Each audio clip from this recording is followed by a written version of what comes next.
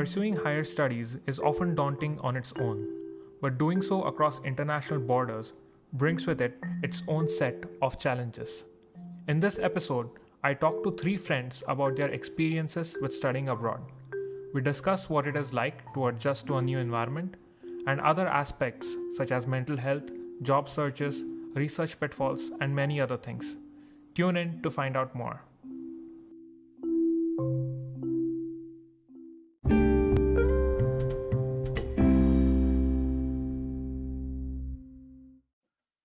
Hello, Pooja, how are you? Hey, I'm good, Vignesh. How are you? I'm good too. So, for the listeners, the way I know Pooja is she was a friend of, I knew her through a mutual friend back in New Jersey. And when I moved to California, she was my first roommate and we stayed together for a year. Remember, like those good old days, Pooja? I do. So much fun. Yeah. And Pooja is going to talk to us about her experience through MS and some things about her jobs. So, Pooja, like me, you were also interested in machine learning, right? So, can you talk a bit about how your interest started? Yeah, sure. I think this started towards the final year of my undergrad. We were just asked to do a project. Like, I think more than half of the semester consists of your project, so that's a huge chunk of your grade. And I just wanted to automate the entire operating system using voice. So I just got into speech synthesis with that. And one thing led to another. And that's how I think I started discovering what machine learning or artificial intelligence, a field as a whole, was. And yeah, I think that was one of the root causes or reasons for me to get into machine learning. See, can you talk a bit about how how easy or difficult it was to study machine learning during your undergrad? Did it come naturally to you, or was machine learning a very foreign concept in the beginning? Yeah, for sure. Like machine learning was totally a foreign concept. I did my undergrad in computer science, but Hmm. we never had machine learning or artificial intelligence or anything related to that as a course. So anything I was doing was in my personal time and outside the curriculum. Yeah, Hmm. and I think I'm one of those who started off with Android's Coursera. Hmm. Yeah, but it was not easy because I think the only mathematics courses we had were only in the first year, and I think the first semester of second year. So I had pretty much lost touch with statistics as well. So yeah, like brushing up on statistics, getting to know machine learning more in detail was quite a task. I see. And was machine learning the specialization that you were interested in when you applied for an MS? Yes, I was very interested in that. Actually, that was one of the reasons for choosing the university that I did as well. Uh, Hmm. yeah, but it was one of the major reasons. Yeah, and I want to talk to you a bit about that. So you studied in UNL, which is in Nebraska. Can you talk a bit about that in the sense that what was your idea of the US or Nebraska before you came, and how did you find it out? How did you find it once you actually arrived here? Sure. I think when I applied, okay, so I didn't apply to the big universities or the Ivy Leagues because I wasn't that sure they'd want someone from Pune University. Maybe that's a Hmm. bad on my end. But yeah, I had a few other admits, USC, Arizona State, and CSU, and a couple of others. I don't remember anymore.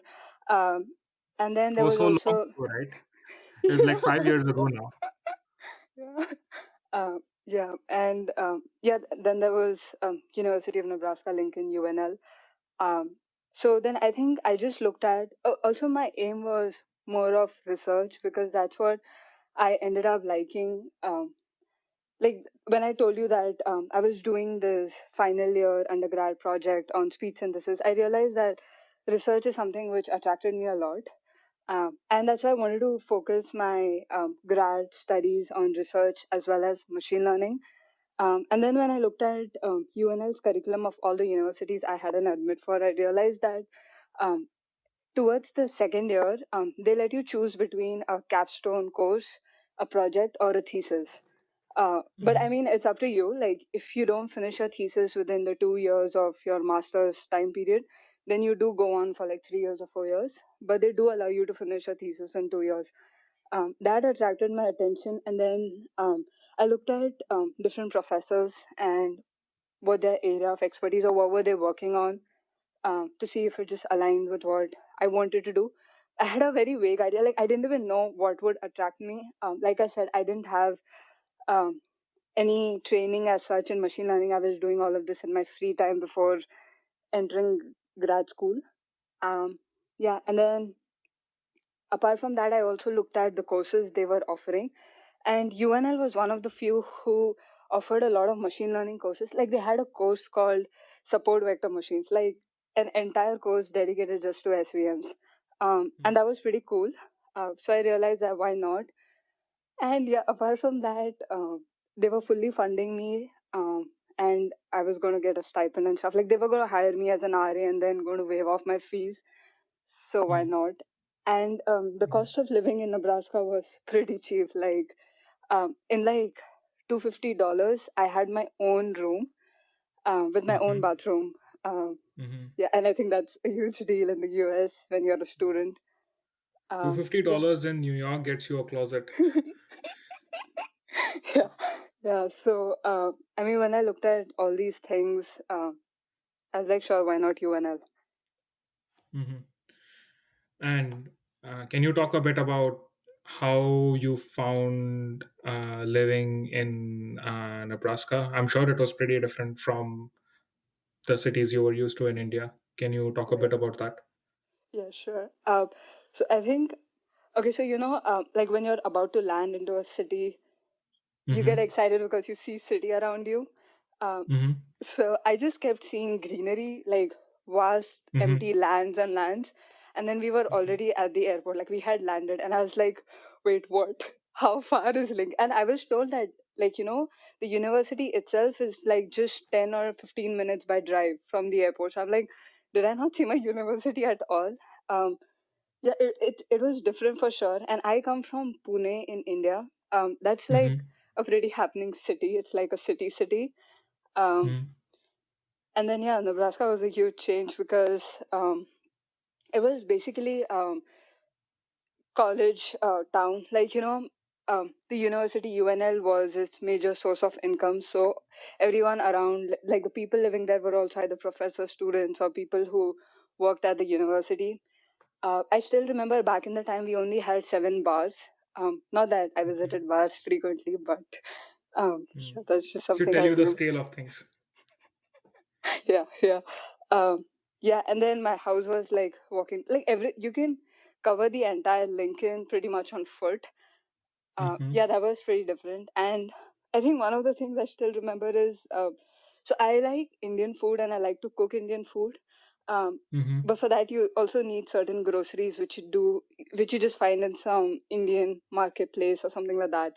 And we had no Indian grocery store in the whole of Lincoln. So you had to go to another city called Omaha to only get your groceries, like Indian specific groceries. I see. And how far was Omaha? I think that's like an hour, over an hour by car. And I didn't have a car then. I didn't even have a license. Mm-hmm. Yeah, it's weird. And public transport, forget about. Like, it's a hassle to just. So yeah, I think it was pretty different from where I was like born and brought up to where I moved to. Like, public transport to Omaha was a nightmare. Like, I mean, you take over a day or something to reach the grocery store, and then another day to go come back. So yeah. So your only way of getting Indian groceries, the ones you wanted, was to spend a day at Omaha. Yeah, but yeah, so I ended up, and I didn't know anyone who had a car or something like that. So yeah, I ended up learning other cuisines because there were other grocery outlets in Lincoln. So yeah, like Safeway and stuff like that. So I just ended up learning other cuisines and how to cook them. I see. And was that your first time living alone, or how in general? How did you? I mean, in general, how did you feel about living away from family? So before that, I did have hostel life, but like I was just an hour away from my parents. So, every weekend or just any other day, if you feel like visiting them, you can just go back. But this is Mm-hmm. like you're very far. Um, yeah, Mm-hmm. towards this, it was very different. Like I did feel pretty lonely because you don't just become friends with other people on day one, right? It takes at least a month or so, and then that's how bondages start. But yeah, it was pretty. I did feel lonely in the start, and I kept feeling like I would go home. But yeah, I think Mm-hmm. I kept myself busy with studies after that, and yeah. And then yeah, the worst part was like you couldn't even cook Indian food, or like there was no touch with my roots at all. Um, Mm-hmm. yeah, and also there was a time difference. Like I never realized, like when my mom or my parents they would wake up, it was my bedtime, and I woke up, they were going to bed. So even coordinating that, Mm-hmm. like they were not conscious. Like I can't just call them. Like you have to be aware of. So I think yeah, that was it was difficult in the start to like just adjust to okay, I'm very far from home. But yeah, eventually I did get there. I see. And how did you find the coursework and the overall pattern of study as compared to what you had did during bachelor's? Oh, it was very different. So I come from University of Pune, and there we just have books, Mm-hmm. like not even reference books, like textbooks, like how you did it in high school. Like you just have books, and anything in your exams is just going to come out of these books. And the best part was like a week before our university exams, they would print this booklet, a really thin booklet comprising of the past 2 years of question papers, like the batch before us attempted, and pretty much our paper would come out of that booklet. So Mm-hmm. I still know people who didn't even study throughout the year. They would wait for the booklet, just study out of that, and still pass. So that's a brief overview of how University of Pune was. And then fast forward into UNL. So like okay, so first of all, the first day algorithms class, the professor just enters, he writes on the board and stuff like that. Sure, even I took notes and stuff, and then after the class I go to him and I'm like, hey, what book should I buy? And he's like, he gave me 5 reference books, and he's like, these are just reference books, but feel free to refer to any other book you want. And I'm like, wait, what just happened? And the reference books he asked us to refer to were like pretty thick, like they're like standard reference books. And I was like, Mm-hmm. how? Yeah. Mm-hmm. And then it was pretty different. And then some professors had a habit of like handing out notes like the slides and stuff like that. um, but yeah, I think it was very different because I didn't know where to exactly study from and stuff like that, but pretty much what they teach, and if you just look at any of the reference books, it's good enough to pass exams. And the best part was exams were not like rote learning, like there's a question and there's a set answer to that. They actually compel you to think, which was the best part. um, yeah, and I mean, I really had fun writing the exams in UNL because they made me think. Yeah, I think it was pretty different. Like, they made you think, like I said. Like, there was no answer out there in the world. Like, you have to think, derive it on the spot, or like come up with it. And yeah, exams were pretty fun. I mean, there were certain exams which were like open book. So the Mm-hmm. professor was so confident. He's like, hey, why not just get a book? And the questions were set such that the answers are still not going to be in the book yet. I mean, sure, you can refer to the book, but you're still going to form the answer yourself, like in your brain, and then write it out. Yes, I think I had fun in UNL, like because I was thinking a lot more. I was learning a lot more for sure. Mm. And can you talk a bit about like homeworks and how did that fit into your schedule?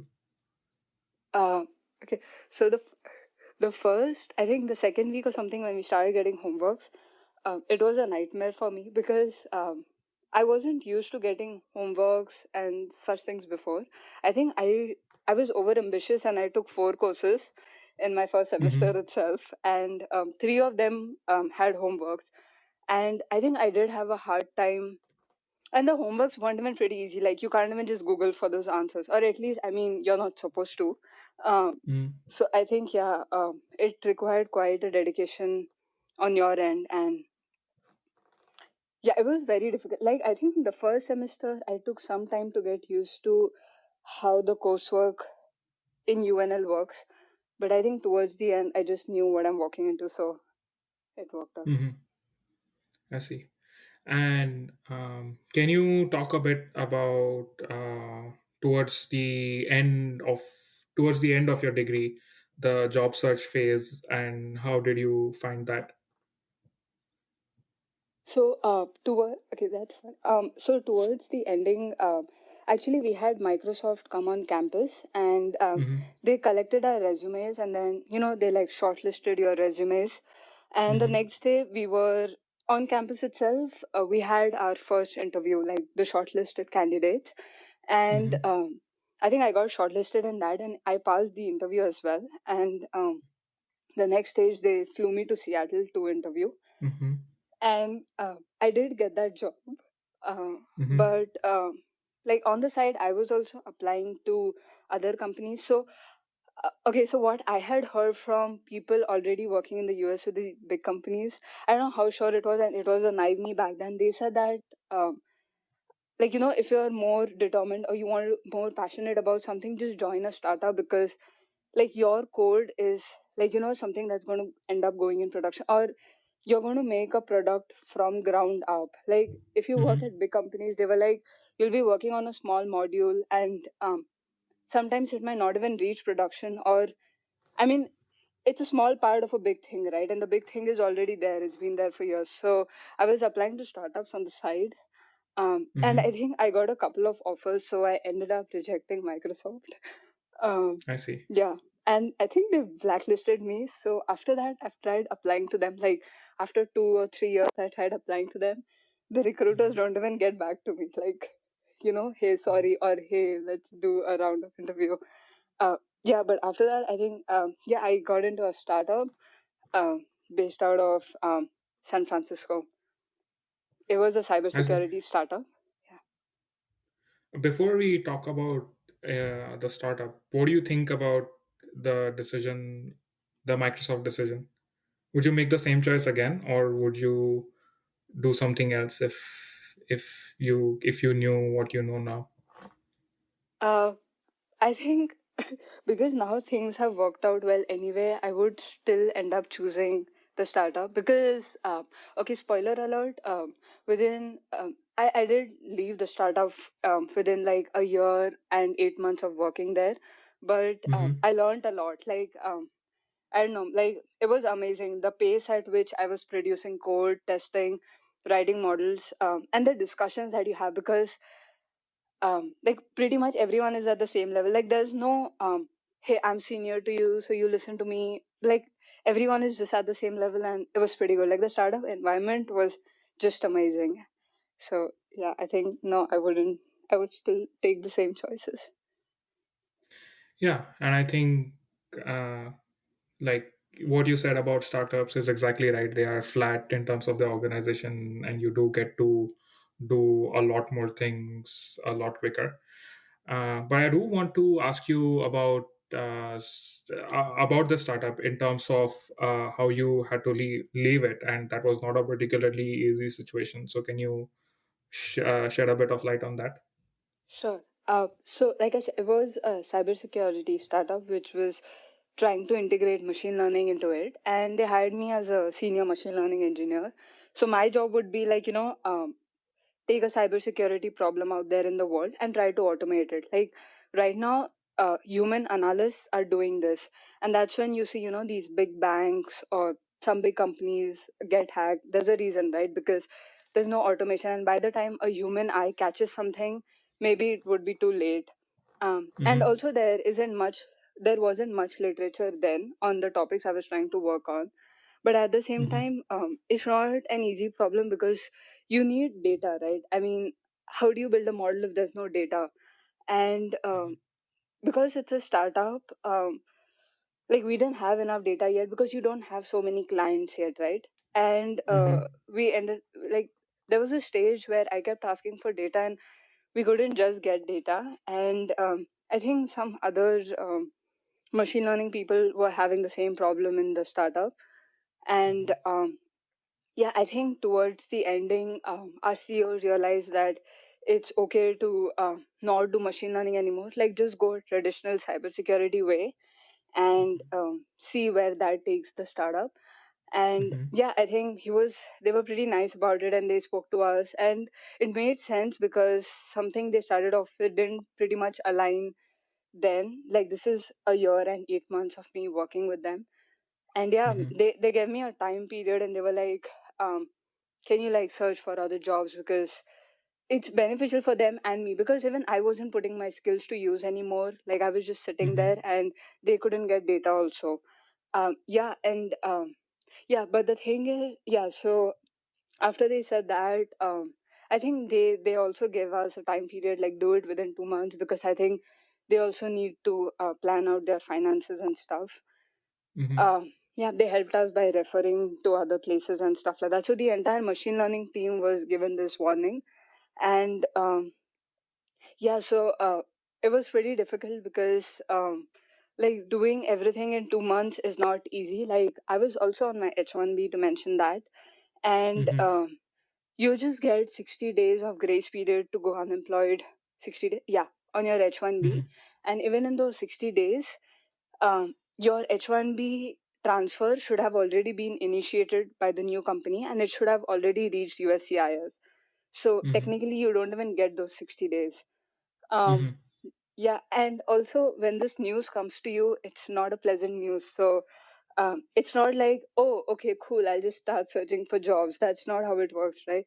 And I hadn't been doing lead code since, I think, almost over a year. So I mean, you do lose touch with Mm-hmm. those things. So I think I took a day or two to just absorb the news. And then it's weird, like when you start opening up to family, friends, like everyone is more worried, and that adds to panic. So I took my time to tell my close friends and then my family members, um yeah, like how it happened. I mean, my boyfriend knew it from the start, but yeah. And yeah, it was not easy. And then I think I just started lead coding, started working on different ML algorithms, what questions people ask. And Mm-hmm. then I brushed up my resume, hadn't touched it in over a year. Yeah, and then started applying. Um, Towards the start, so companies do get back to you. I've had like five rounds on an average with per company, and yeah, for reasons I didn't. Okay, so some companies rejected me, some companies that did like, end up offering, I didn't like the pay or something, or the culture or something like that. Like, even though I was desperate, like I didn't want to mess up my future or career, like by joining a company I wouldn't like, so I wouldn't even be pretty useful to them. Mm-hmm. But yeah, it was so, like when I said, so like 5 days on average with one company, and I had less than 60 days to like accept an offer and apply, and that wasn't easy. It's pretty stressful. And back then, yeah, we were living in Sunnyvale, and most of these companies were, in San Francisco and stuff like that. So even the travel pretty much kills you. Like, even taking a Caltrain in the morning, coming back. Yeah, and at the same time, I was like managing cooking and stuff like that. Like, you don't want to Mm-hmm. eat out when you know that soon you might not have a source of income. Like, it plays Yeah. with your head in all sorts of ways. Mm-hmm. Yeah, yeah, and I think I started getting weird with people. Like, I stopped interacting with people because conversations were only revolving around me and my job search, and I didn't want to be tensed more than I already was. And then, people go like, hey, did you apply to this I know they're thinking good for me, but sometimes it's very tensing, and as if, I don't know, like, why is this happening to me or stuff like that. And I don't know, it's not a great phase in itself. So Mm-hmm. I think it wasn't a very pleasant phase. But yeah, 2 months into it, I think I did. Yeah, not I. Yeah, I did get an offer. Ended up initiating my H1B transfer I see. through all the panic. I see. Why, if you could share like one piece of advice with your past self or someone else that is going through something similar, what would you say? Uh, I think one of the mistakes I kept making was I didn't keep calm, and I was getting mad at anyone and everyone, like even at the smallest of mistakes, even though they were not their mistakes.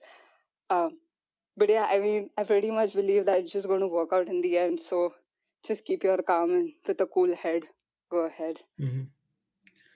I see. Um, can you? I mean, it's definitely not easy, and like I'm glad that's over now, and you were able to work it out pretty well in the end. Can you tell us a bit about what your current job is and what are some of the projects you're working on? And keep in mind, if you can explain it in very general terms, it would be better. Sure. So I'm working at another networking. Um, okay, it's not a startup anymore, but I mean, it was a startup which got acquired by a bigger parent company. I Mm-hmm. work at Aruba Networks now. I think people, if they just Google for my name, it's just going to come up anyway. Yeah, so it was acquired by HPE. But Mm-hmm. like, they're still a standalone. Like, they still function as a startup. Like, the office is amazing. The culture is a startup culture. They Mm-hmm. are on tap and stuff like that. Mm-hmm. Yeah, so that's the best part. Like, you have a big parent company, but yeah, sure, Mm-hmm. the culture is still a startup like. Mm-hmm. Yeah, and So it's then the I best do. of both worlds in some sense. You have a big financial backing and also the flexibility of being like an independent small group. Yeah, yeah, yeah, yeah. So it's fun. Yeah, but so the projects I'm working on are, so now my title is has also changed. So I was a senior machine learning engineer previously. Now it's a data scientist. So I mean, they're Mm-hmm. pretty much the same roles. I think just different titles. Yeah, I've been working on many networking problems and trying to solve them with machine learning.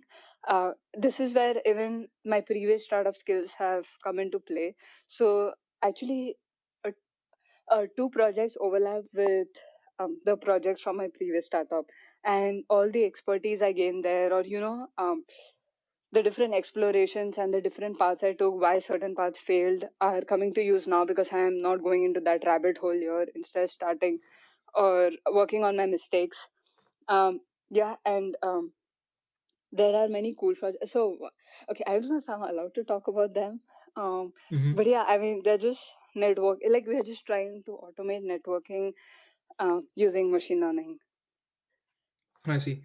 Another thing which I think might be unique to some of us is working during the pandemic. And I'm assuming you're also working from home.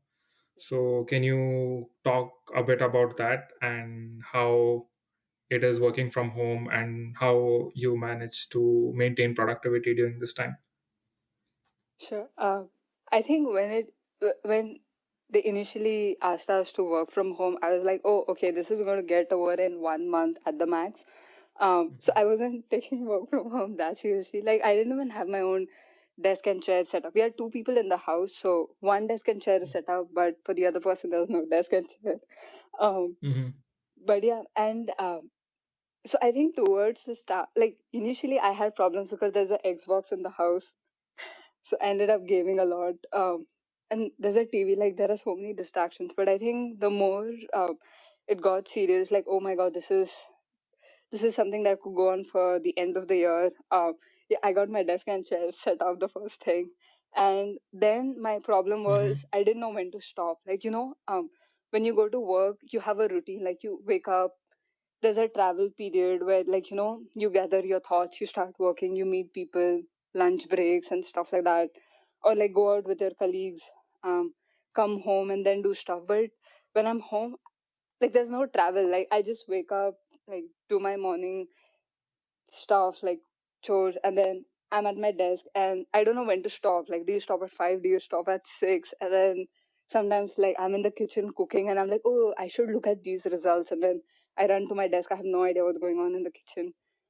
Mm-hmm. Yeah, I think that I don't know, the separation between the work life and personal life doesn't exist anymore. Yeah, but Mm-hmm. towards the, like now I have a strict timetable put in place. Like I make sure that I stop working at 5. Like I put in some time for my exercising. So the hard force at 5 has been helping me and my mental productivity mode, but it was different for sure. I see. Um, Towards the end, I uh, have just like an open-ended question for you. So it's been roughly 5.5 years since you first thought of doing an MS. If your past self came to know about the Puja now, what would your past self think of the Puja from the present? The whoa, you're working on machine learning for like 2 or 3 years, no, three years in the professional industry. That's pretty cool. Because back then, like I said, with no professional training, it feels like a far-fetched thing. But Hmm. when you end up pursuing your passion, it's a whole different feeling in itself. So yeah, I think yeah, that Pooja would be pretty proud of the present Pooja. Okay. So I think that's a good note to end on. I wish you all the best, and I Thank you, wish like good luck working from home for the near future. thank you, thank you for Thanks. having Bye me. bye. Bye.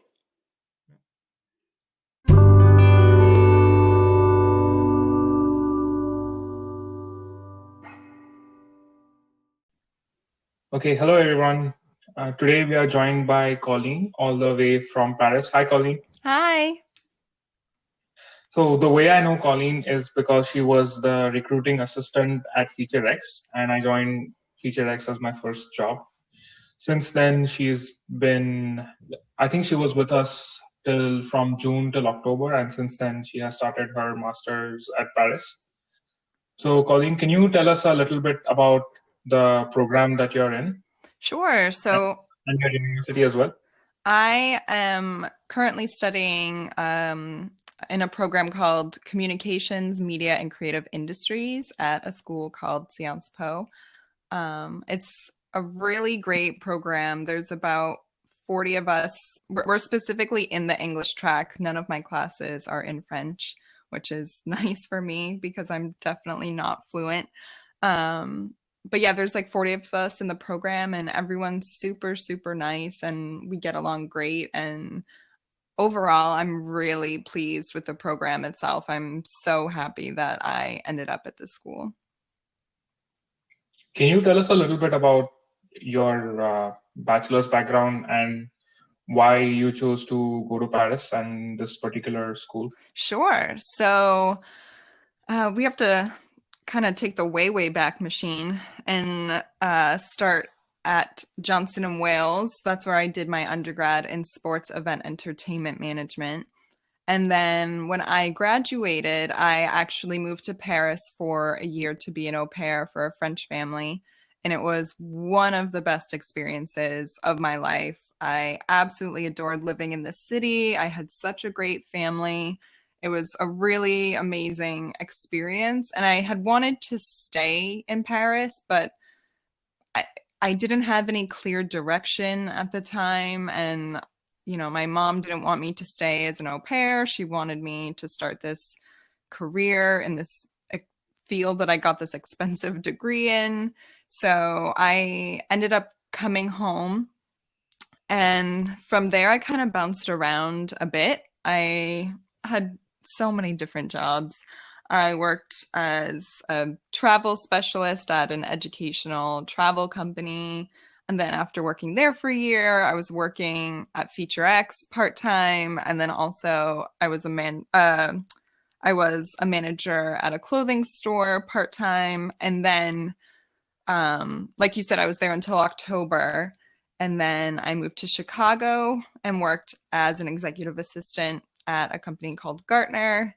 And it was at Gartner actually that I realized I'm in this career path that I don't want to be in. I'm in all of these administrative roles. They're very much thankless jobs where you're putting in so much time and effort and you're just not getting the return back. And I was doing well in the positions, but I wasn't happy. And I knew that I needed to make a change, but it actually was Ankit, who you spoke with, I believe, in the last episode, who was the one who really motivated me to look into going into grad school. And two of the things that I was really interested in when researching the different programs that were out there were either something in communications or something in human resources. And then at the end of the day, I decided to go more towards the communications track because I think after working as an admin assistant for so long, I realized that I don't necessarily want to work for people. Like if that makes sense. Like I'd rather be on a team and we're making the creative ideas and creative decisions rather than being the very important people who support that team. Does that make sense? That makes total sense. For some of our listeners, can you explain what an au pair is? Oh, yeah, sure. So an au pair is basically just like a nanny. They're usually someone who comes from outside the company, and they either live with the family or they can also live outside of the home as well. But I lived in the house with the family. And this family, I actually ended up staying in touch with, and they're the ones who pointed me in the direction of Sciences Po, because when I decided that I wanted to apply to master's programs, I casted a very wide net in my search. I was looking at schools in France, the UK, and the US.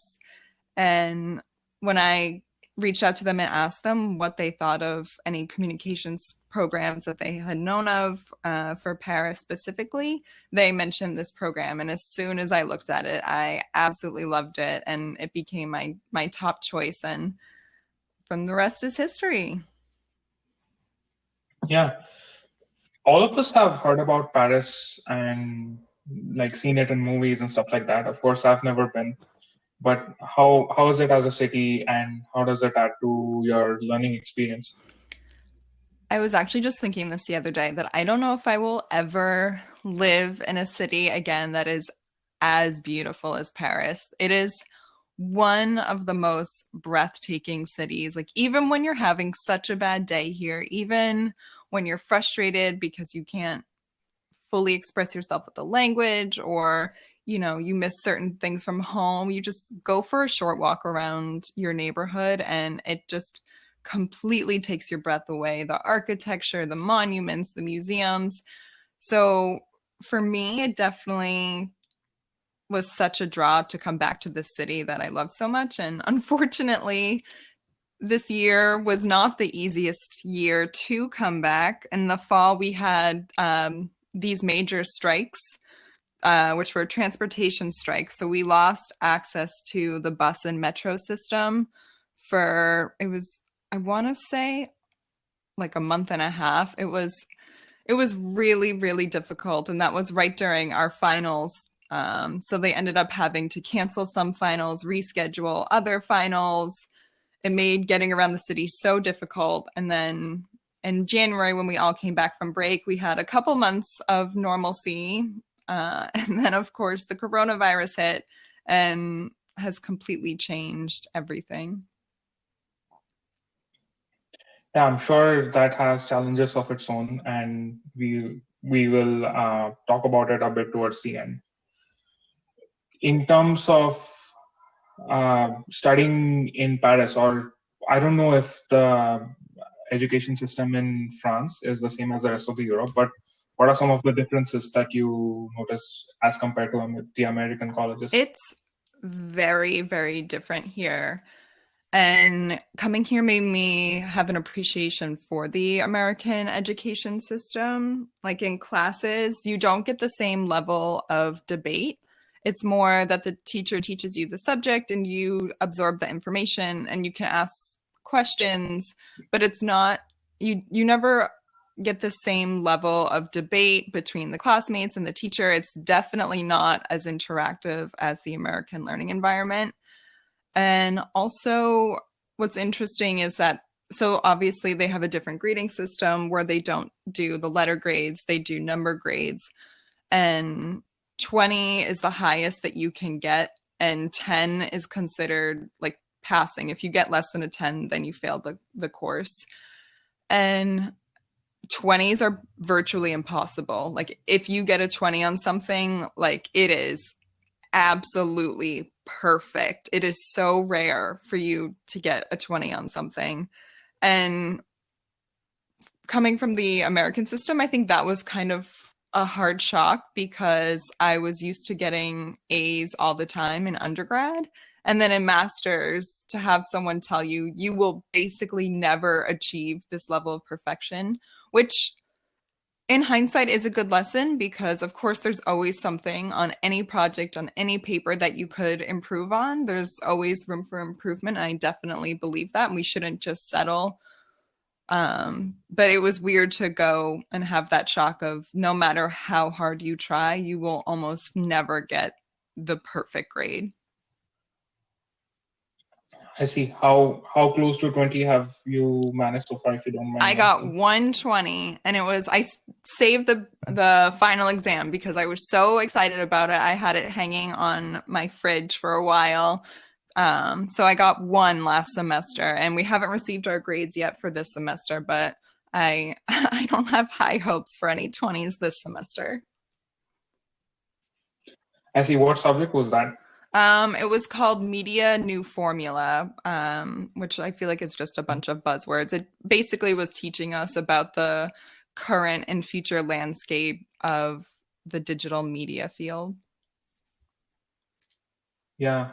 And maybe the future landscape of the digital media field is completely altered after this series of Yeah, events. Who exactly. knows, right? So now this 20 will be worthless because all of this information is now obsolete. Yeah, but I think it will be changed more so because maybe more things are going to move towards digital media, right? I mean, me and you are doing this podcast. I wouldn't have thought of doing this before the coronavirus. Totally. I actually spoke with one of my professors at the end of this semester. He was super nice and got on a phone call with me just to talk about my interests for the future because next year we have to do an internship in the spring semester. And I just kind of wanted to get a feel for what companies would align with my interests.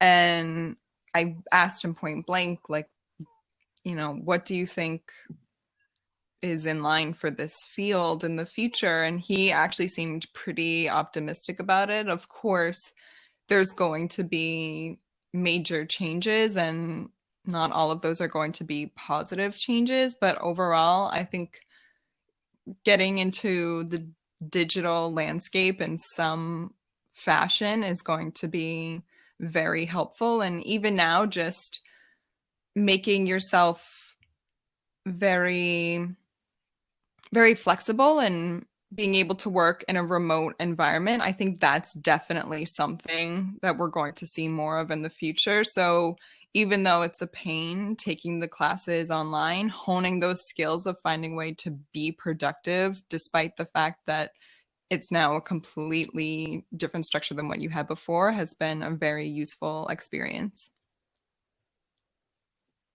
I see. I remember you telling me about your courses, and I was amazed by the fact that you had something like 12 or 13 courses. Can you talk a bit about having those many courses and how you learned to cope with that? Yeah, that was rough. When we signed up for course registration, I didn't think that it actually was going to be that much. When I saw the program, I thought like I must be missing some sort of information. There's no way we have that many classes. But fall semester, I think we took like 11 or 12, and then I think this semester we took like 12 or 13. And then not all the classes were full semester. Some were only 6 weeks. But for the most part, every class was once a week for 2 hours. But then we had workshops that were once a week for 4 hours. So it was a lot for sure. I think what I liked about it was we got to have such a diverse education, and we got to have so many options when it came to classes that I didn't feel like I had to choose between different things that I was interested in because we had to take them all.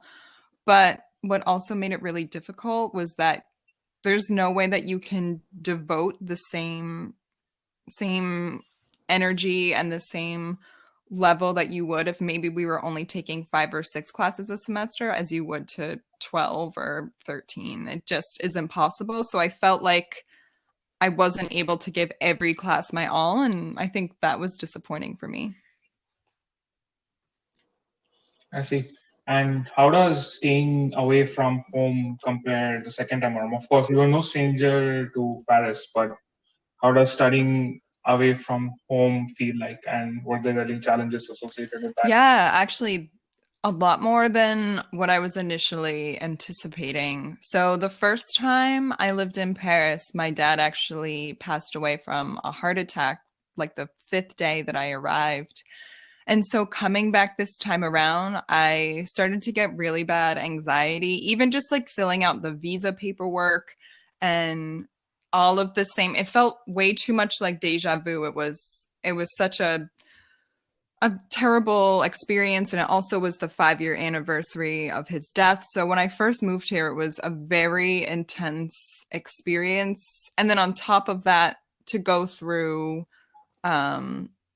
culture shock again, even though I had lived here before, it was 5 years ago. And when I came home and I would think of Paris, you look at it with the rose colored glasses. You only remember the good parts. You forget of all of the parts that make it so difficult. And when I first lived here, I was living in a studio by myself, and it just was awful. Just when I wasn't working on school stuff, just my head was filled with all of these really anxious, negative thoughts of just bad things happening to my family.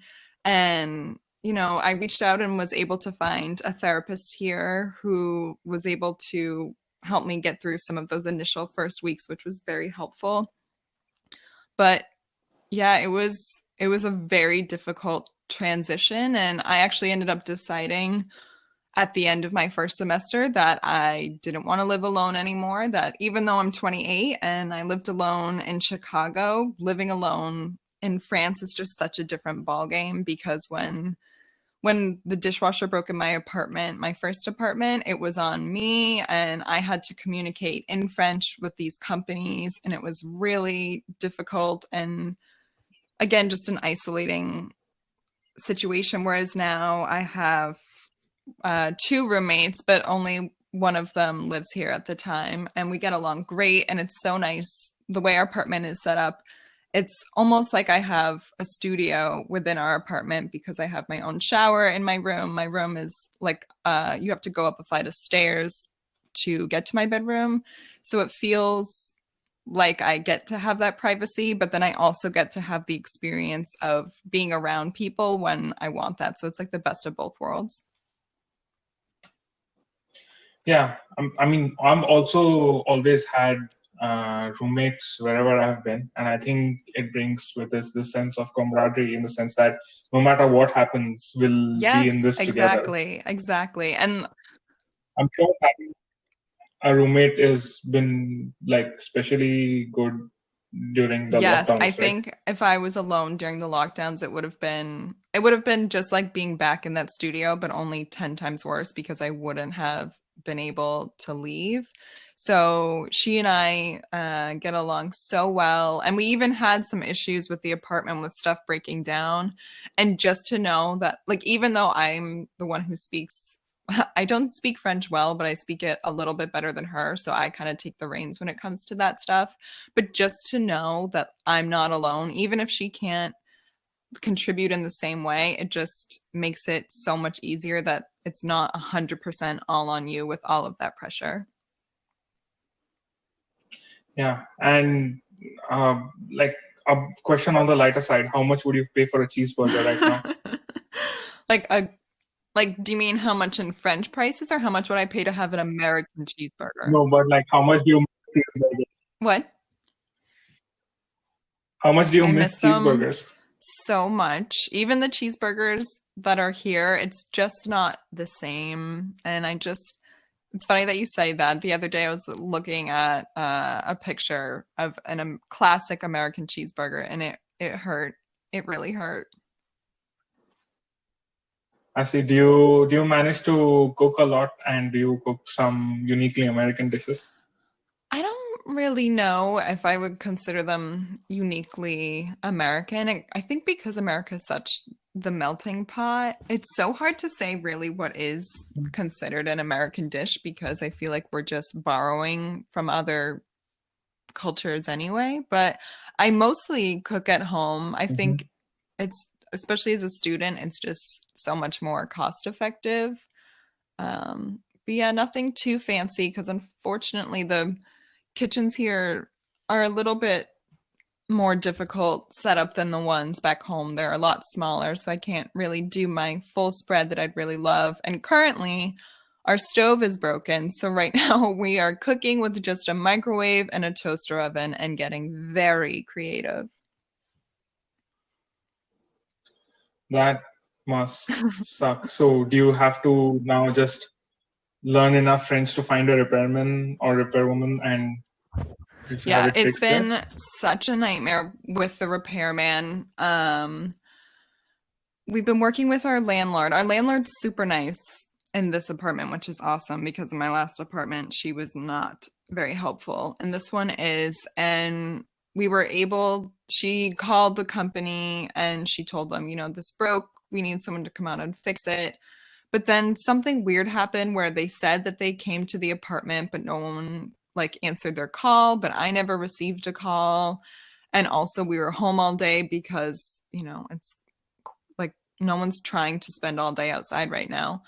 And so then it was a lot of back and forth, just a very frustrating experience. I'm not going to lie. I cried on the phone once with these people because they were trying to tell me that my file number no longer existed and I didn't understand why. And he came last weekend and he confirmed that it is broken. So now he had to order a new piece, which is supposed to arrive in 5 or 6 days to the company. And then allegedly they're going to schedule for someone to come out and fix it. But when my dishwasher broke in the fall in the other apartment, it took 6 weeks to get it fixed. So I'm hoping by July we have our stove again.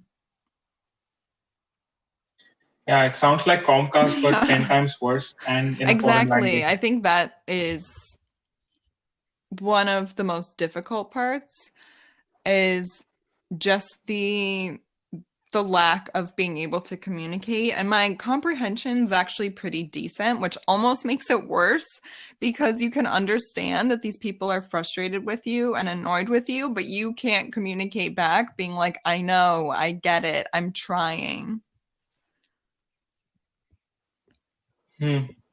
How long do you think before you will approach fluency in I don't French? know. I think it's tough because the program that I'm in, we're all international students and it's the English track. So in my friend group, we all speak English with each other, which is kind of a downfall because it doesn't give us that, we're in class all day speaking English. And then when we hang out, we're speaking English. So it doesn't give us a lot of opportunity to practice with each other. But I'm really hoping this summer to dedicate some serious time to speaking French and learning French independently and hoping to be able to really ramp up my knowledge of French, especially too if I want to move to Montreal after graduation.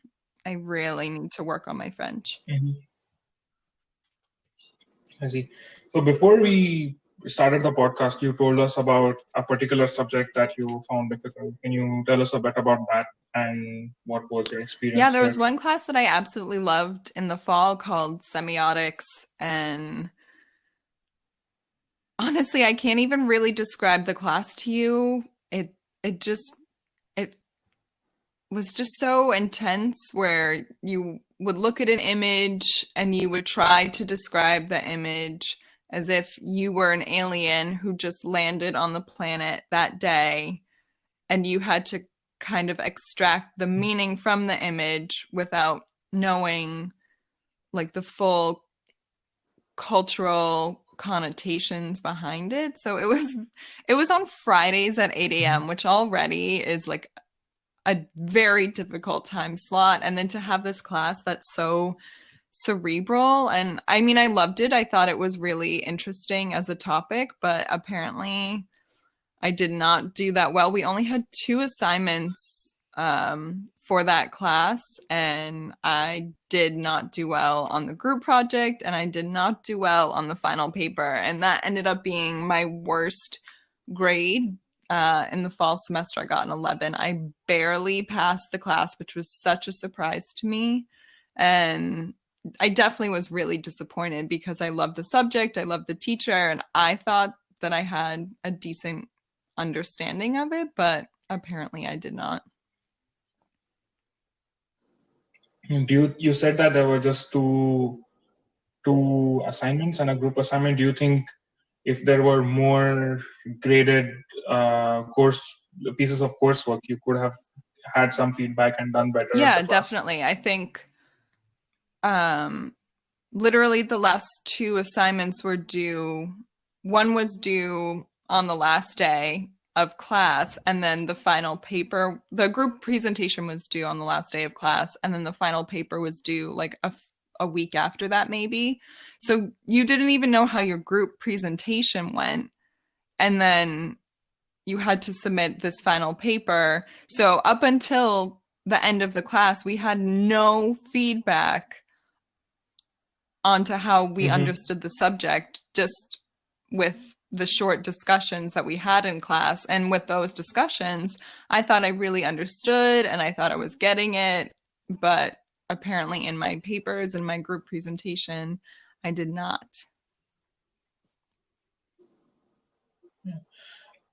You mentioned that you had to communicate what symbols meant to an alien language. Is there any scope of taking some, I'm just saying in the hindsight because the course is already over for you, but is there any scope of taking inspiration from sci-fi? Because I've read a few books in which there is an alien civilization and there are some scenes in which humans open dialogue with them, and there is a bit about explaining some human concepts and some alien concepts and things like that. Is that useful at all, or am I just you might be grasping at straws because it's more just talking, like just trying to get to the basic of what something is, like starting, like for example, we would look at a picture of a painting, and then like you had to start at the very basics with what is it, and you would say it's a picture of a painting, and then you would be like, what's the painting of, and then you would describe it, and then like you kind of build up from there in order to derive the meaning. And I don't know, I'm very unfamiliar with sci-fi. That's not really a genre that I read that much, but I don't know how well that would often come up in sci-fi. But it could. Yeah. Yeah, and I think the part that I found in this context that I find interesting in sci-fi is the effort to explain some concepts that are innately human. Like, for example, like it could just be as simple as, oh, humans are social, we want to go and meet our friends, and sometimes we feel happy and sad, and sometimes and we have like a democracy, and we like leaders, and we have wars sometimes and things like that. But I'm just saying what I've learned, and it might not actually be useful for your course, but it's just yeah, I mean, the class itself was very interesting. Even though that was my worst grade that semester, I still love the class and the professor. So I'm not going to let it stop me if that's something that I'm interested in doing some independent reading on later on. Yep. And I forgot to ask you earlier, but is the grading done on a curve? Is it relative or is it just absolute? That I don't know. They've never shared that with us. I see. So it looks like it's just completely up to the professor. I see. And there is one other thing that I wanted to get your insight on, and I think you have, I don't know if I should call it fortune or misfortune, but you have the chance to be a student during a global pandemic, and we haven't really seen anything like that before. And I hope we don't have to see anything like this again. But can you talk a bit about your Yeah. experiences as a student, in during a lockdown? Because Paris also Well, has lockdowns, currently right? we have lifted the deconfinement, but so our semesters are 12 weeks long, and the first 6 weeks we were able to go to classes and everything was normal. And then in mid-March, that's when they made the announcement that the universities were shutting down and confinement was happening. And the confinement here was pretty strict. We could only leave the house with like a written permission slip, which luckily then transformed into an electronic permission slip because it was so annoying having to handwrite it because we don't have a printer every time we wanted to leave the house. So I was only leaving the house like once a week. And other than that, I was just in class for like 8 hours a day, which it just was such a different experience. Even though it was the same number of classes, the schedule didn't really change. I was used to waking up and going to class with that schedule, but for some reason, waking up and just walking into my living room and doing it online was such a different experience in the worst way possible. And I don't know if this is something that you have experienced, or maybe you're just so used to being on the computer, but I had serious like screen time burnout when it came to like doing the online classes. Do you have that since you're on the computer so much? No, I have been in front of the computer for the last decade or Yeah. so, I guess. That's what I did as a kid, and that's what I do as a Yeah, job. I don't Ankit have screen didn't burnout, either. but And it made it like I was getting so frustrated. I would have, 6 to 8 hours of class a day, and then you'd be working on these group projects with people across time zones that ranged from Los Angeles to Hong Kong, which made it so difficult of trying to piece together all of the schoolwork.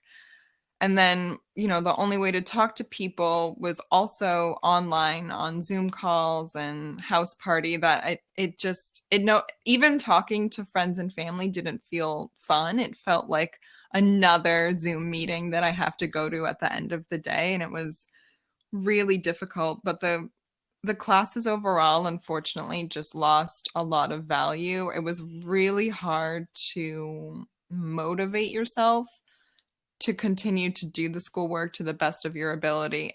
When we were in a pandemic and there's so much uncertainty and it's a really scary time in general. And some of the stuff that you'd be learning, you're like, this feels silly to be talking about at a time right now. And then also just trying to produce great work when working with people so far away and you no longer have that human element was really, really difficult. yeah, one of the main issues I still have is the separation. Somehow going to a physical office also put me in a different mental space. Okay, this is the workspace and Yes. this is the office, and you are supposed to do work in the office, as opposed to just walk to the living room. And it doesn't really feel like it's very hard to shift myself into working mode. And after work's done, it's very hard to like stop yourself at like 8 or 9 hours and then go about your like Right. the rest of your day.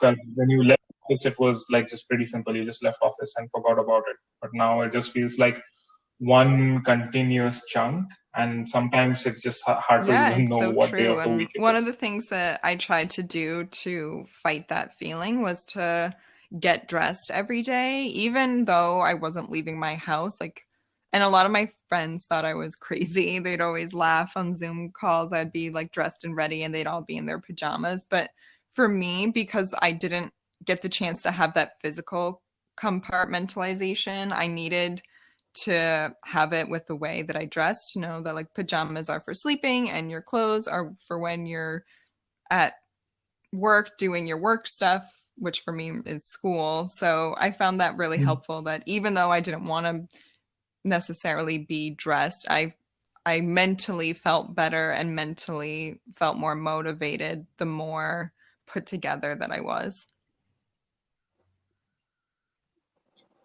Yeah, I mean, anything that helps us, like, feel a certain sense of normalcy as compared to, the times before the lockdown. Another aspect I wanted to touch over is, how does it feel to be away from family, and is that something that you think a lot about I try during not this to phase? dwell on it too much because I think if I did, it would really freak me out that it's really difficult for us to be able to make it to each other. Um, yeah, so I Mm-hmm. have an older sister who lives in Germany, and then the rest of my immediate family lives in Boston, and then Ankit is actually my fiance. Um, he lives in Montreal, and it's really weird to think that I don't know when I'll see these people again. And, my older sister ended up having to have an operation done that was not planned. It was, an emergency thing. And she's totally fine. Everything went well. But in that moment, it was super shitty to be like, all of us want to be there and fly to Germany to be with her, but none of us can. And even if we could, we wouldn't even be able to see her at the hospital because no one's allowed in. You're not allowed to visit her. So it's really weird to think about. And I'm hoping that, you know, please by the end of the year, let the borders be open so I can go home for Christmas and hopefully be able to reunite with everyone then. But I don't have the highest hopes, and I'm trying not to make any definite plans because, I feel like anything can change. Yeah, are the borders between Yeah, European they're nations closed off closed too off, right but now? it's very confusing to me because I've had some friends who live in Germany who were able to get back in the country. One went by train and one went by plane. And they had like all of these documents with them to prove that they live in France and that they're students, blah, blah, blah. But then no one stopped them. But I think officially the borders Mm-hmm. reopen sometime in mid-June for like land travel between European countries. But again, I'm not like 100% sure on Mm-hmm. that. I see. So before the lockdown, your main mode of transportation between, let's say, to Germany was trains, or are flights For more me, common? unfortunately, like I'd prefer to travel by train for many reasons, but unfortunately, flights were just more cost effective. And being a student, you don't get a whole lot of options. So I was flying to Germany. I see. Although it's really hard to say um, in terms of what's going to change after this, or if anything's going to change at all, or if things will just snap back to normal. But do you is do you think going through this is going to prepare you in some unique way? And do you think this is the like do you think this is the toughest situation that you will face as in your life going Um, forward, do you think? I mean, to be honest, I think that I'm one of the lucky people in this situation where I didn't lose my job. None of my family has lost their job. None of my family has become sick. So for me, it's a very scary situation, but compared to other people out there, I think it could be so much worse. So I'm honestly pretty grateful for the position that I'm in. And even compared to the last time I was in France with my dad passing away, I think that in itself was so much harder than what I'm going through now.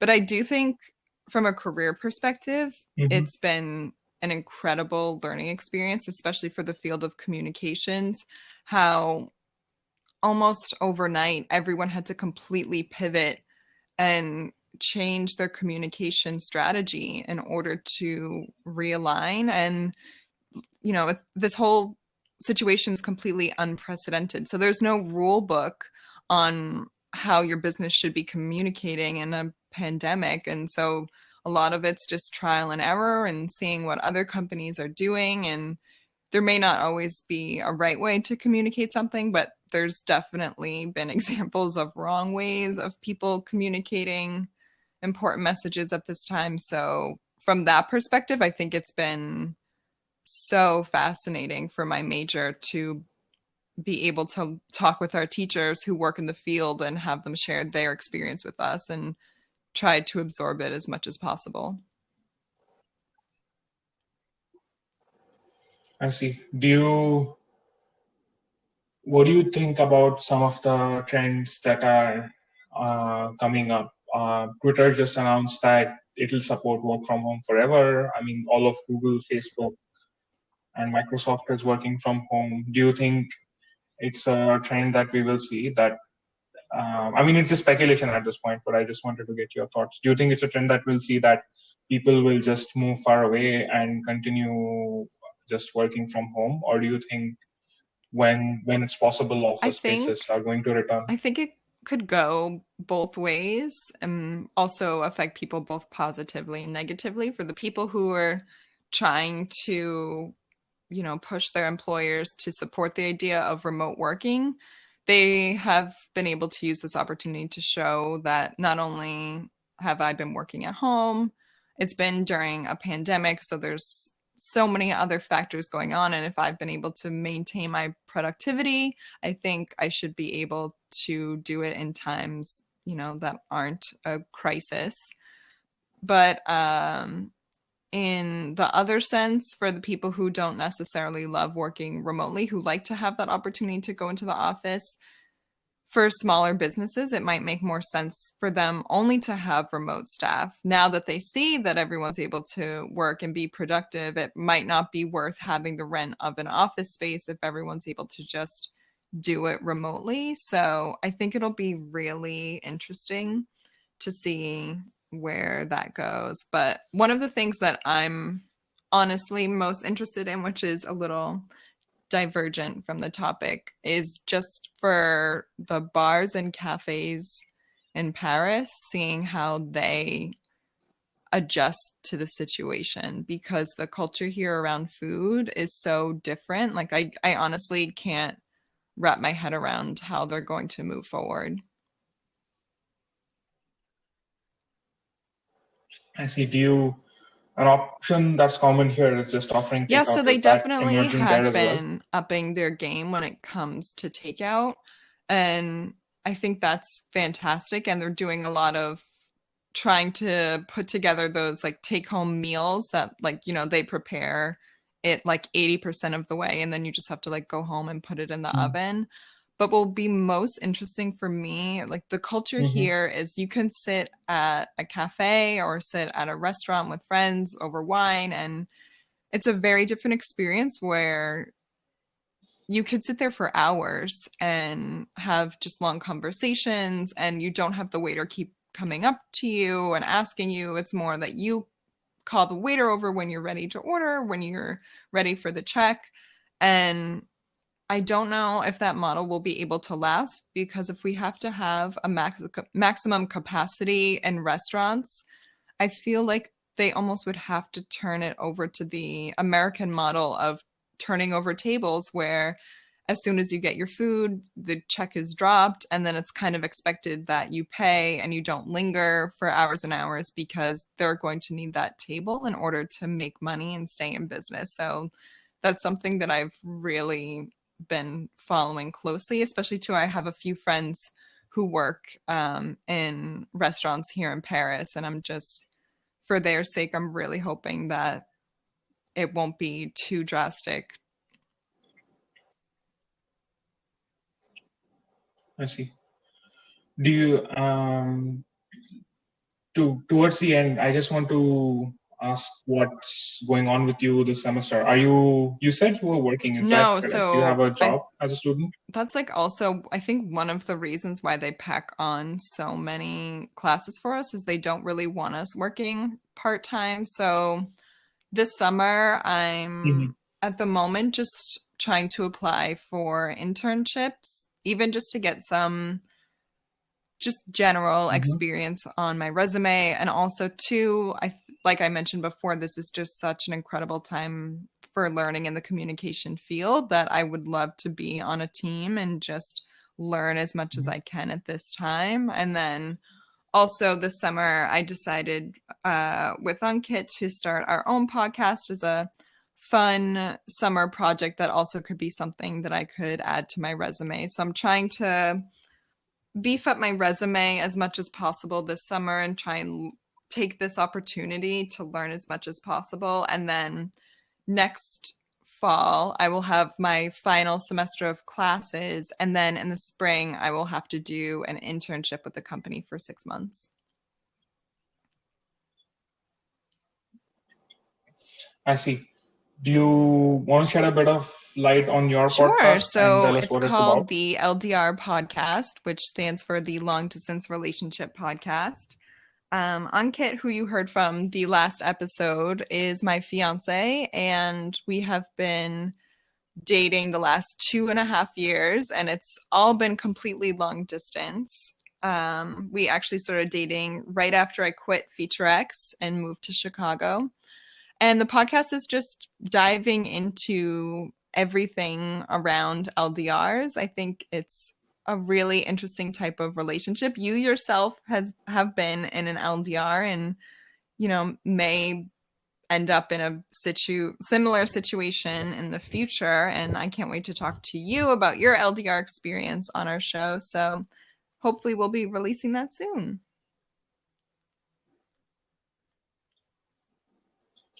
Yeah, and are there any other activities that you're doing right now that you didn't do before the lockdown started? Nothing necessarily new, but for some reason, like I was able to really focus on my physical health and worked out a ton, and I'm in like great shape, and I think that's been exciting and also really weird to me that it took a lockdown to get into the best shape of my life. I was not expecting that to happen. I was expecting the opposite of gaining weight, but I think I associate, physical exercise so much as a way to maintain my mental health that I knew that if I didn't, do resistance band workout in my room or do a yoga video, that it was going to have a lot of negative impacts. And I was just so afraid of ending up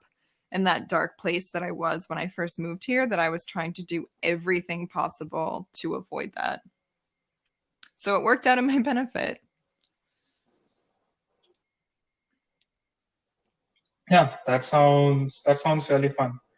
I think that we should wrap up now Thank on that you. note. We wish you all the best, and I wish you and your family, your mom, your sister, and the rest of your family good health. And Thanks, Fig. hopefully It was so we fun should talking see to each you. other soon. Bye. Yes, no Thanks. problem. Have a great Bye-bye. day. Have a good rest of the evening.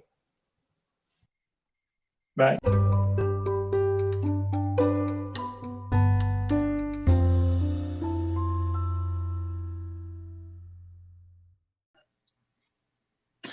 Okay, hello everyone. Today we are joined by Ankit. Ankit is a PhD student in Mila, and you'll hear about his PhD work soon. But the way I know Ankit is from my master's date back at NYU. Ankit was probably the first person I met. He came to pick me up at the airport, and before that we had known each other only through WhatsApp. And since then, we lived in New Jersey for 2 years as roommates, studied the same course, and we also moved to Boston together when we worked at the same job. After that, I came to California, and Ankit started his PhD in Mila in Montreal. So Ankit, hi. Hi everyone. I guess that covers most of what I've been up to. Yeah. So this podcast is about, as I said, it's about higher education and various aspects of it that people might find challenging. Mm-hmm. So why don't you tell us a bit about your background in bachelor's and what made you decide that you wanted to study Sure. further? I did my bachelor's I did engineering in India at the University of Pune in computer engineering. Back then, Hmm. my goal for applying to masters was just to, get better jobs, hopefully work at Google as you are right now, or just get some good software engineering position. That was what I was thinking about when I was in my bachelor's. And near the end of my bachelor's, I started thinking about AI, and I started uh, playing around with some initial machine learning things. And then I did an internship at IIT Bombay for a year where I did research in machine learning.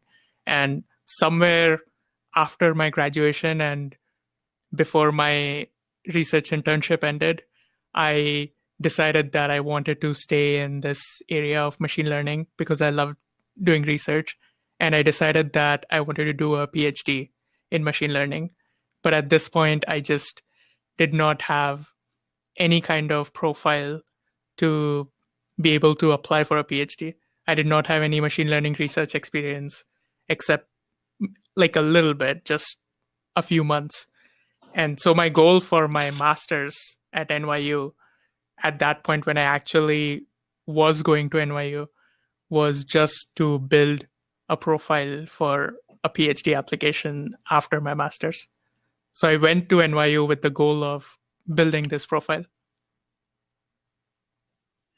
I see. Can you talk a bit about how you found out about AI and when did you learn that it was actually a thing? Was it from sci-fi or movies, or did you find out about it through something else? Yeah, I mean, it started with movies. Ever since I was a kid, it's always been like this something that fascinates all of us, and it's always been because I've been in computer science. This AI always seems like the ultimate thing that I can make. Like when I was doing software engineering growing up, building uh, random projects, it always felt like the ultimate thing you can make is something that can think and make other things. So AI just seemed like this super fancy thing, which is the ultimate computer science thing you can do when I was growing up. And when I finished my bachelor's, I I guess everyone was applying for jobs, and I was just thinking about doing the same thing, but for some reason, it just felt super mundane, and I started thinking more about exactly what I want to do in my life going forward. And I thought about the fact that I always think about this AI thing, and I think about the fact that I want to do something in AI, but I have not made any kind of serious attempts to study it or do anything in it. Basically, it's always been like, oh, maybe someday I'll do AI, with like just the general term AI, having no idea what it entails or anything.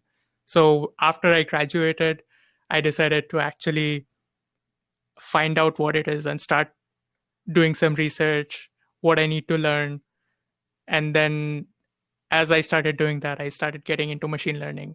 And I actually, once I got into machine learning, I just found it so exciting. And I found it super, super exciting, especially that this is a field that is so young and so many breakthroughs are coming in like literally every day. And it just seemed so cool to be a part of that uh, this explosion right now. And soon it just became like I started loving the research and being part of this community. And that's how I basically got into machine learning and got the motivation to keep doing research. I see. Can you talk a bit about how you prepared for applying to NYU, or I mean applying for your masters? Both a bit about the actual application and in terms of building your profile, and how does that compare to what you had to do for applying to PhDs? Well, I know that applying to PhDs is just significantly more competitive than applying to masters, which is why like I said, the whole reason I applied to masters was to build a profile so that I can eventually apply for a PhD. So for masters, I just, at that point, I had done a lot of open source development. I had done Google Summer of Code like you, and I had been coding since 10th. I had participated in programming competitions and so on. So I had sufficient depth in my profile to apply for a computer science master's program.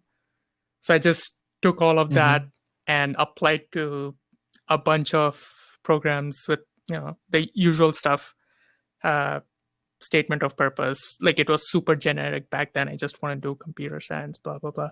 And I got rejected from all of the universities I applied to except NYU. So I didn't really have much of a choice. It wasn't like I picked NYU between a bunch of different universities. But that turned out to be one of the best things that happened to me. NYU was awesome for what I wanted to do, or for machine learning, as you know. Yeah. Maybe I share a bit of this experience with you, but I want to get your perspective. I also only got an admit from NYU, but can you talk a bit about what you thought of NYU before and what you realized it was after you came here? Did you have a different perspective of it before you joined? And later, after joining, did you realize that it was something else? Actually, before I applied to NYU, I had kind of, so a lot of my initial ideas about universities in the US were superficial and just were based on rankings. And based on rankings, it just seemed like NYU was somewhere, it was still in the top 50 or something, but not as good as the best universities in the US. So it felt like NYU is not that big of a deal. And this was before I had made the decision to apply to NYU before I actually decided to really stick with machine learning. So there's a bit of confusion in this timeline here.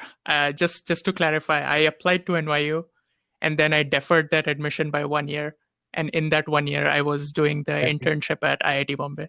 So I applied to NYU before I learned that it was so good for machine learning and that I was interested in machine learning. So when I actually applied to NYU and I got the admission, I was like, okay, it's the only admit I got, but it's not a great place, not as good as the best ones. And that's why I deferred by 1 year. I was thinking that after 1 year with some more experience, I might be able to get admission somewhere else. And that's why I did the whole thing at IIT Bombay. And then at some point I realized, once I started getting into machine learning, I realized that NYU is actually awesome for machine learning. Even my professor that I was working at, the professor that I was working with at IIT Bombay told me how great NYU is. And then I looked it up, and there were like all these people like Jan LeCun, Kyung-In Cho, David Sontag. And then it didn't feel like NYU is like some lower end university anymore, especially because I knew what I wanted to do. And for that thing, NYU is awesome. And once I joined NYU, I actually liked it a lot, especially because the only university experience I've had before NYU was my undergrad. And my undergrad was nothing special. In India, it wasn't one of the top universities. It was just it's more of a local college kind of a thing.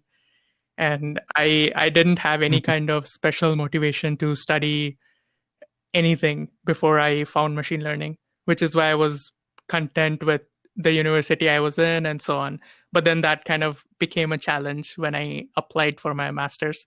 I assume most of my rejects was because of my undergrad university and my undergrad performance.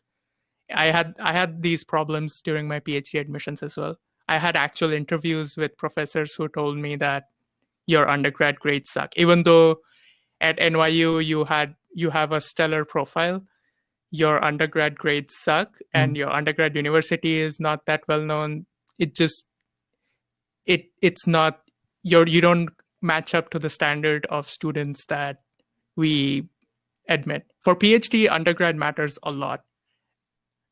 And so because I came from this kind of an undergrad background, NYU was awesome. The teaching was awesome. The opportunities I got was awesome. The professors were super smart.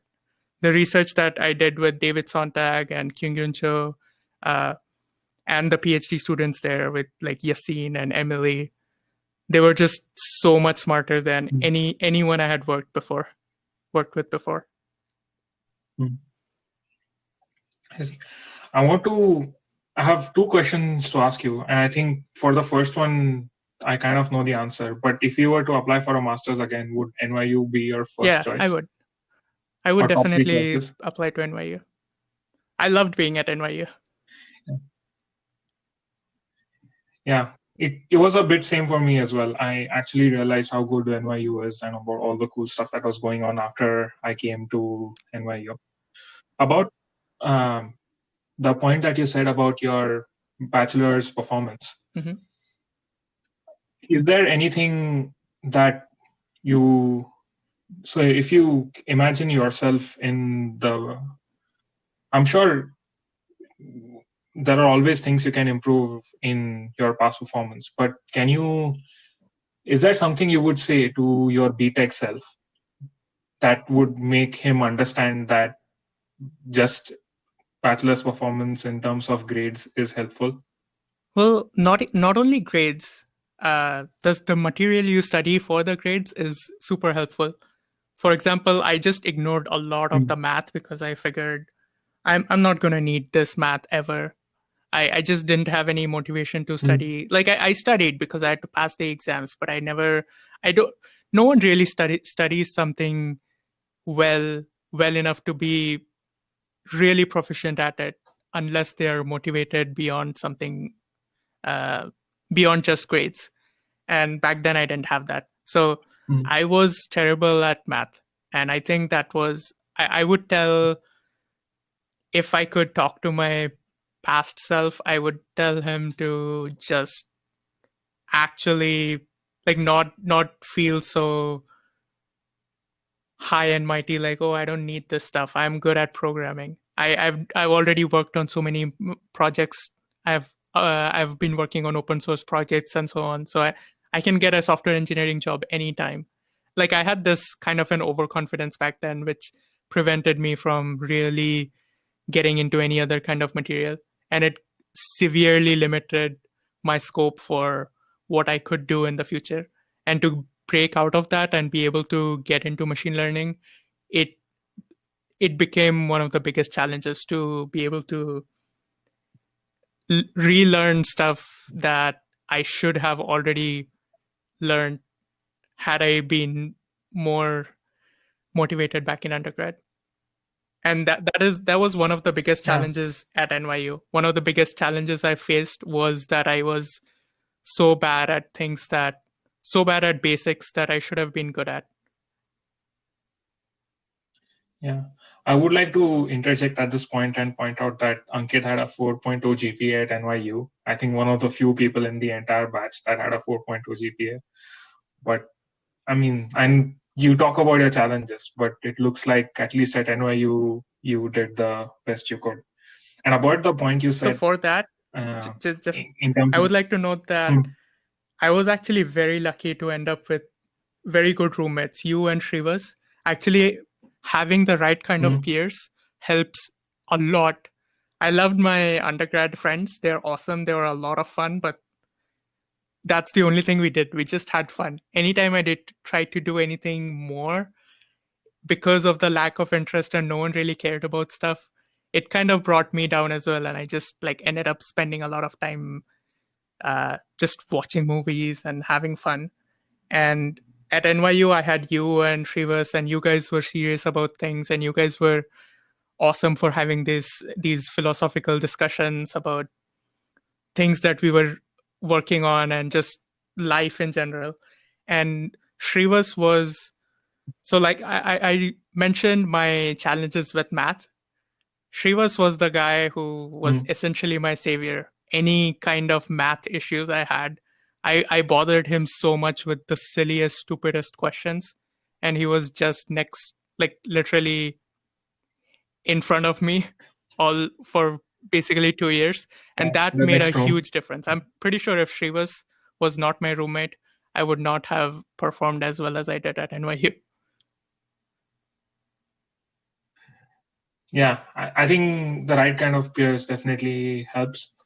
And about your point regarding motivation during bachelor's, I think programming in itself is pretty cool, and especially cool in the sense that you make something. Especially, I think for me it was GUI, but it could be audio, it could be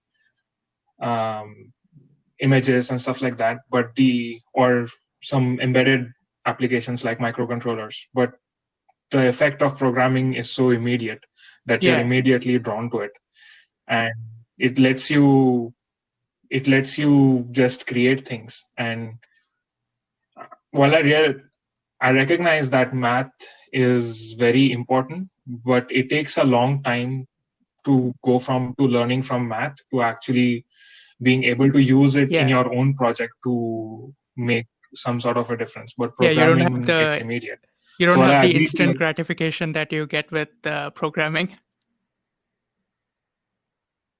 Yeah, and I wonder what sort of changes we could make to our curriculum to make the impact of math more immediate. But that's a very general question that we don't have time to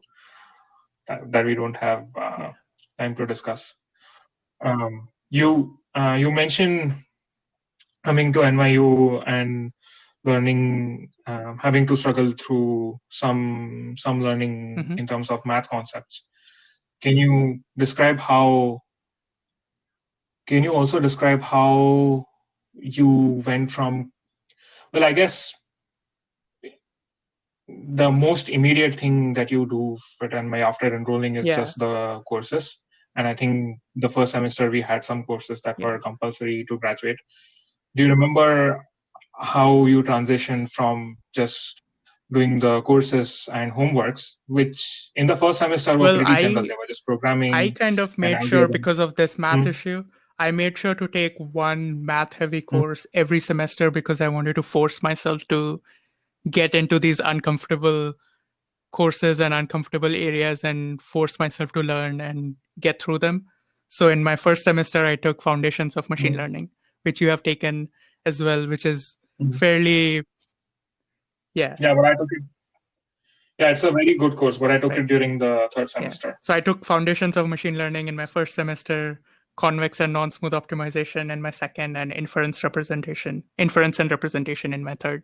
And all three of these were fairly math heavy. So that always kept me working on these math heavy courses and these kinds of topics throughout my master's, which I think helped a lot. And along with that, had access to the professors and the assignments and you guys, my roommates.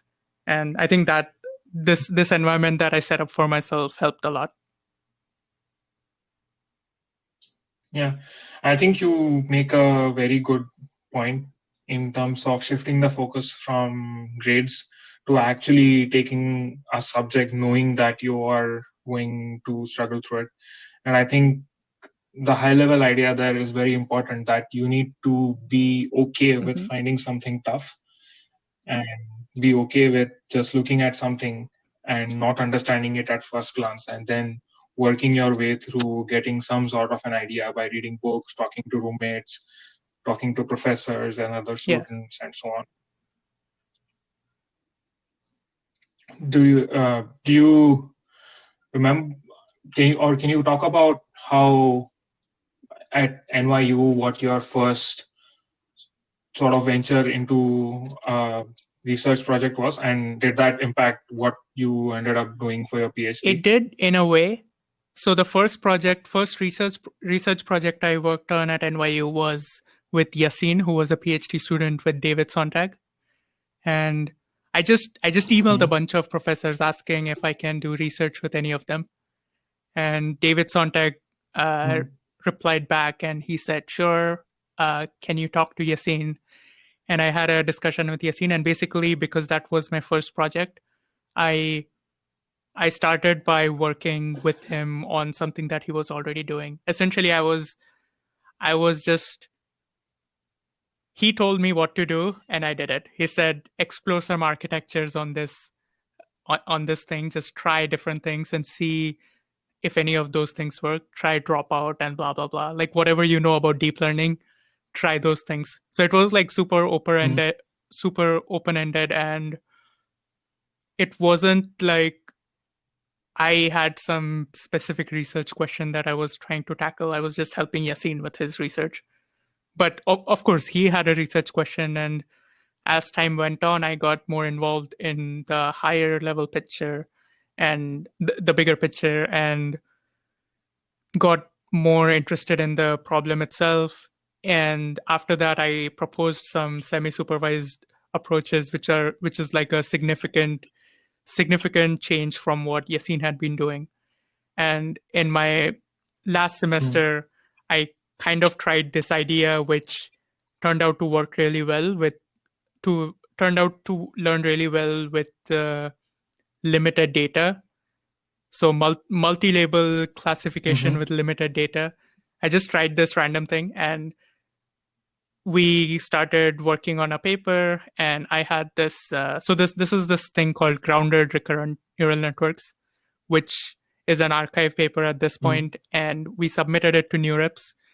It did not get into NeurIPS, but we had the reviews we got weren't crazy. It was like, oh, you can fix this up a little bit, and I could easily have it published elsewhere. But at that point, I think because I just graduated and we started our job at FeatureX, I didn't find time, and I just at some point let it go, which was a huge mistake. And eventually time passed and new papers came out in that area, which kind of made the stuff that I did kind of obsolete, and then it was too late to publish it. So, but this research did help me in my PhD applications a lot. So it did, to answer your original question, it did help me. It helped me in a way that it got me an admission. We talked about these projects during my interviews, and David Sontag, I'm assuming, wrote me a really good letter of recommendation because people were willing to overlook my undergrad. And I was actually told by the Mila professor who interviewed me that I had really good letters of recommendation. So I guess that helped.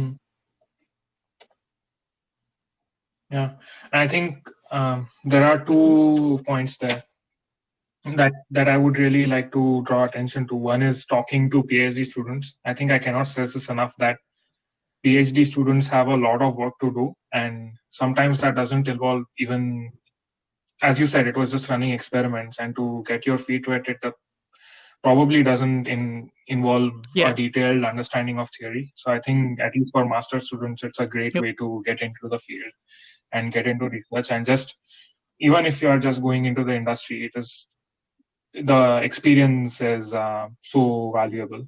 So I think I would second that. And the other thing you talked about your paper is that I think we all fall into this trap where we shift focus and try to work on something more interesting. But sometimes it just takes a bit more effort into our old publications to just get them over the crossing line and into a conference. Yeah, I definitely regret not pushing that one to publication. And I also realized I was kind of lucky to be able to find that idea that was publishable and I had results.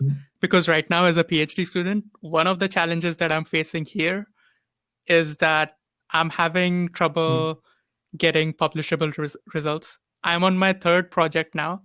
So at NYU, I worked on 3 projects primarily, out of which one was something that I could have published at a conference, and one was something that I could have easily published at a workshop or something. And in my PhD, I worked on 3 projects, out of which one is kind of like what I could maybe publish at a workshop. And on my ongoing project, I still don't have anything publishable yet. So it's kind of challenging to find these ideas, and when you don't have something and you see everyone else around you publish and discuss their research and give talks, it's hard to not compare and feel inadequate. So that's kind of what I'm challenging. That's kind of what I'm struggling with in my PhD right now. I see. And also, the field has progressed so much. I think back when we were master students, there were a lot of so and so low-hanging fruits, and some things that were just unexplored. And if you put a bit of effort into it, you would. I think there's a lot of those even right now. But now, at this point, I feel like I don't feel like pursuing low-hanging fruits. I don't want to pursue something really ambitious, but I also don't want to pursue low-hanging fruits. And then at the end of my PhD, I would just say, oh, I just did all of these really obvious things. I think that's another reason why maybe it's been harder during my PhD to have the same kind of publishable results success that I had during my master's. But I definitely would have preferred to actually push through and publish those things.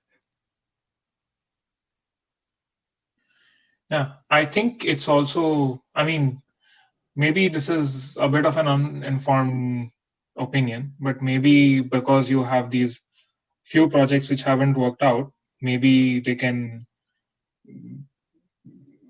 and if they are along like similar lines of thoughts, maybe they can help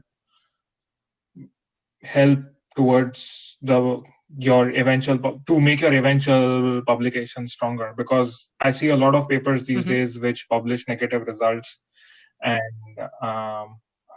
I particularly remember this big GAN paper in which the authors gave a list of appendix at the end and gave a short explanation as to the ideas they tried and why they. So one of the things that I do differently now in my research than what I did at NYU is that at NYU I was working on this project with Kyung-Yun Cho on using GANs with text, and I had all these issues where some idea did not work, so I stopped doing that. I tried a different thing that did not work.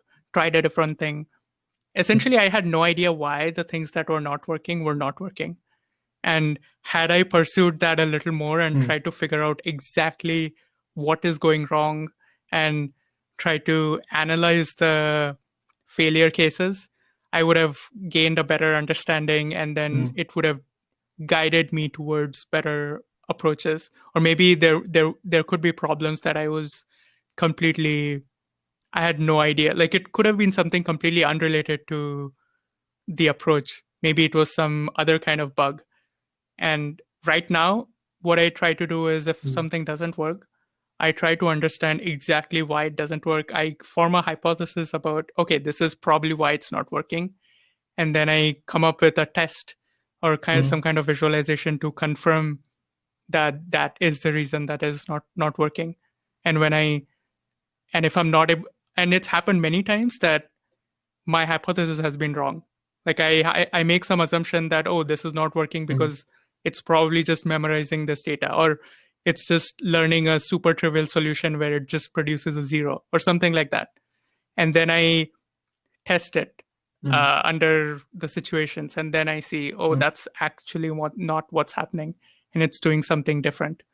And with those insights, I think I can come up with much better ideas for future work, like how I need to adapt my work, what kind of new ideas I need to explore.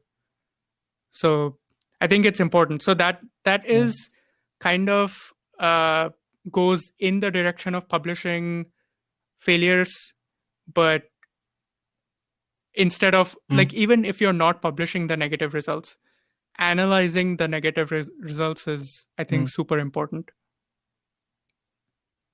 And of course, if you have some cool insights from those negative results, you should publish them so that everyone knows what those insights are.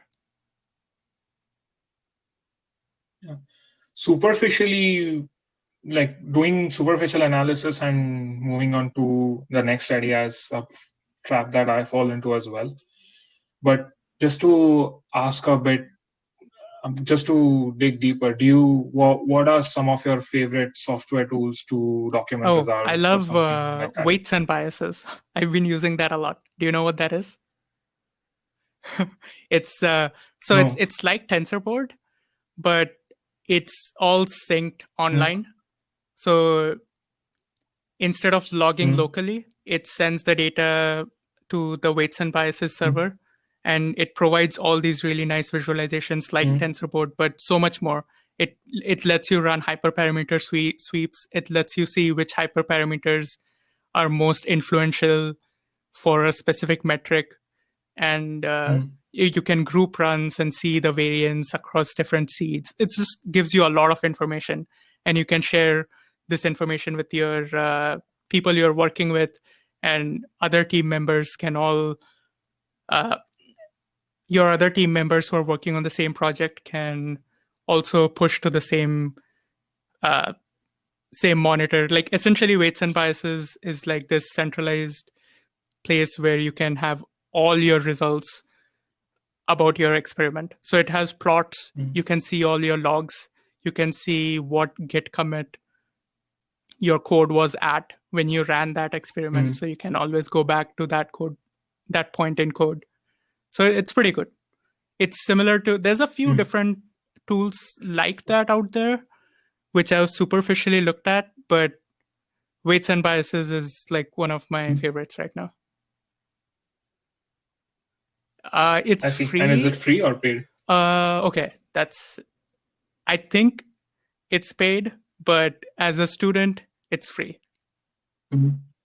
A lot of these things give you student discounts and free for researchers and students kinds of things. I think I've used something like that for weights and biases.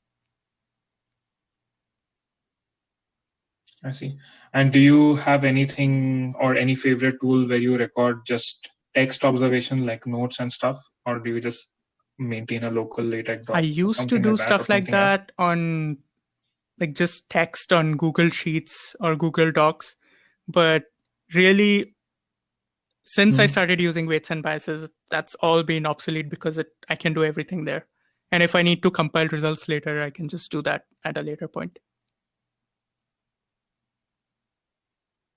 I see. You talked a bit about your PhD, and you talked a bit about it already, but I want to maybe explore the in-between area a bit. So after doing your master's, we both worked at FeatureX. I mean, I have been just working after that, but you worked at FeatureX and then went for a PhD. What was your intention behind that, and how was your work experience in terms of? Well, like I mentioned before, I always planned to go for a PhD. That was the reason I came for my master's. So the reason I worked for a year there were two reasons. One was to be able to pay back my loans for my master's, and the other reason was just to just so that I can have a complete profile of my master's before I apply to my PhD. So if I had applied before I worked for a year, I would not have been able to put in the research I did in my final semester, which I think the most impressive stuff I did at NYU research-wise was in my final semester. So to include that in my PhD application, to make as strong a profile as possible, I had to put a gap between the end of my master's and the beginning of my PhD, and the 1 year of work let me do that. I see. So it was a good buffer in terms of finances and also time. Yeah. And I think, we shared the year at Feature X, and that was super fun. And we are going to talk to more friends from Feature X and this podcast. But there are so many stories to tell from Feature X. I think that just deserves another episode. But how can you talk a bit about? I think finances are a very important aspect, especially if you are coming from abroad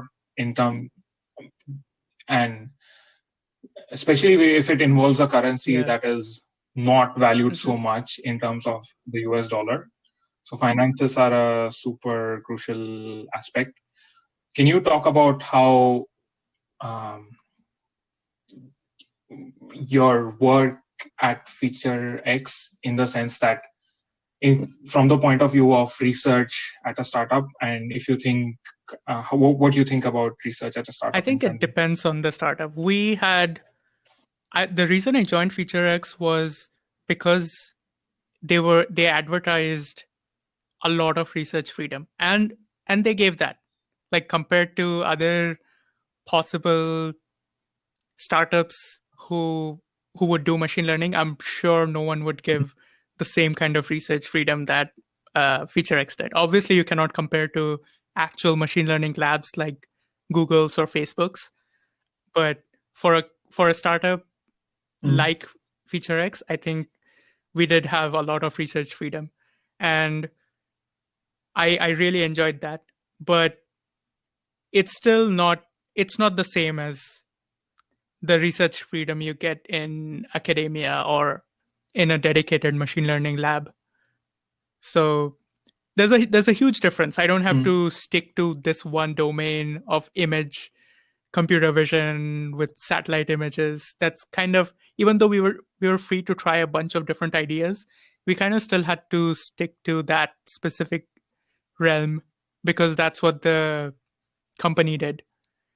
And I really enjoy being able to pursue just any kind of idea that I want in computer vision or natural language or any kind of crazy machine learning thing. And I really like that about my PhD, having that freedom to do whatever. Of course, it also matters on who your advisor is. But in general, I think you have a lot more freedom, and I really enjoy that. And in general, I also just enjoy the academic environment. There's a lot more than just research. There's the classes, the talks, seminars, and just there's a lot of things going on. Other students working with other professors who have completely different ideas, who have completely different perspectives on a lot of things, and you get to work with them, and you come up with completely different ideas. It's just, there's a lot of stuff going on, which is not there in industry, or at least not in a startup like Feature X. I see. I think there is a spectrum of how researchy companies can get, but PhD is at the in terms of institutions in general. A PhD at your university is at the far end of that spectrum in terms that it is the. I agree with you that it is the ideal environment if you just want to do open-ended research. Can you mentioned that PhD applications are significantly more competitive. Can you talk a bit about how your experience was in terms of applications while still managing to juggle work and doing applications at the same time? So it's just compared to masters, you have in masters, it's okay to have an adequate profile where you were good in your academics, you have some work experience, you have maybe some research experience, and so on. For PhD, generally for reputed programs, you need to be like top of your class in grades. You need to have really good research. You need to have really strong letters of recommendation. If the university takes things like GRE, you need to have perfect or near perfect quant score. That's the math area. So, which is significantly stronger than what you have for masters.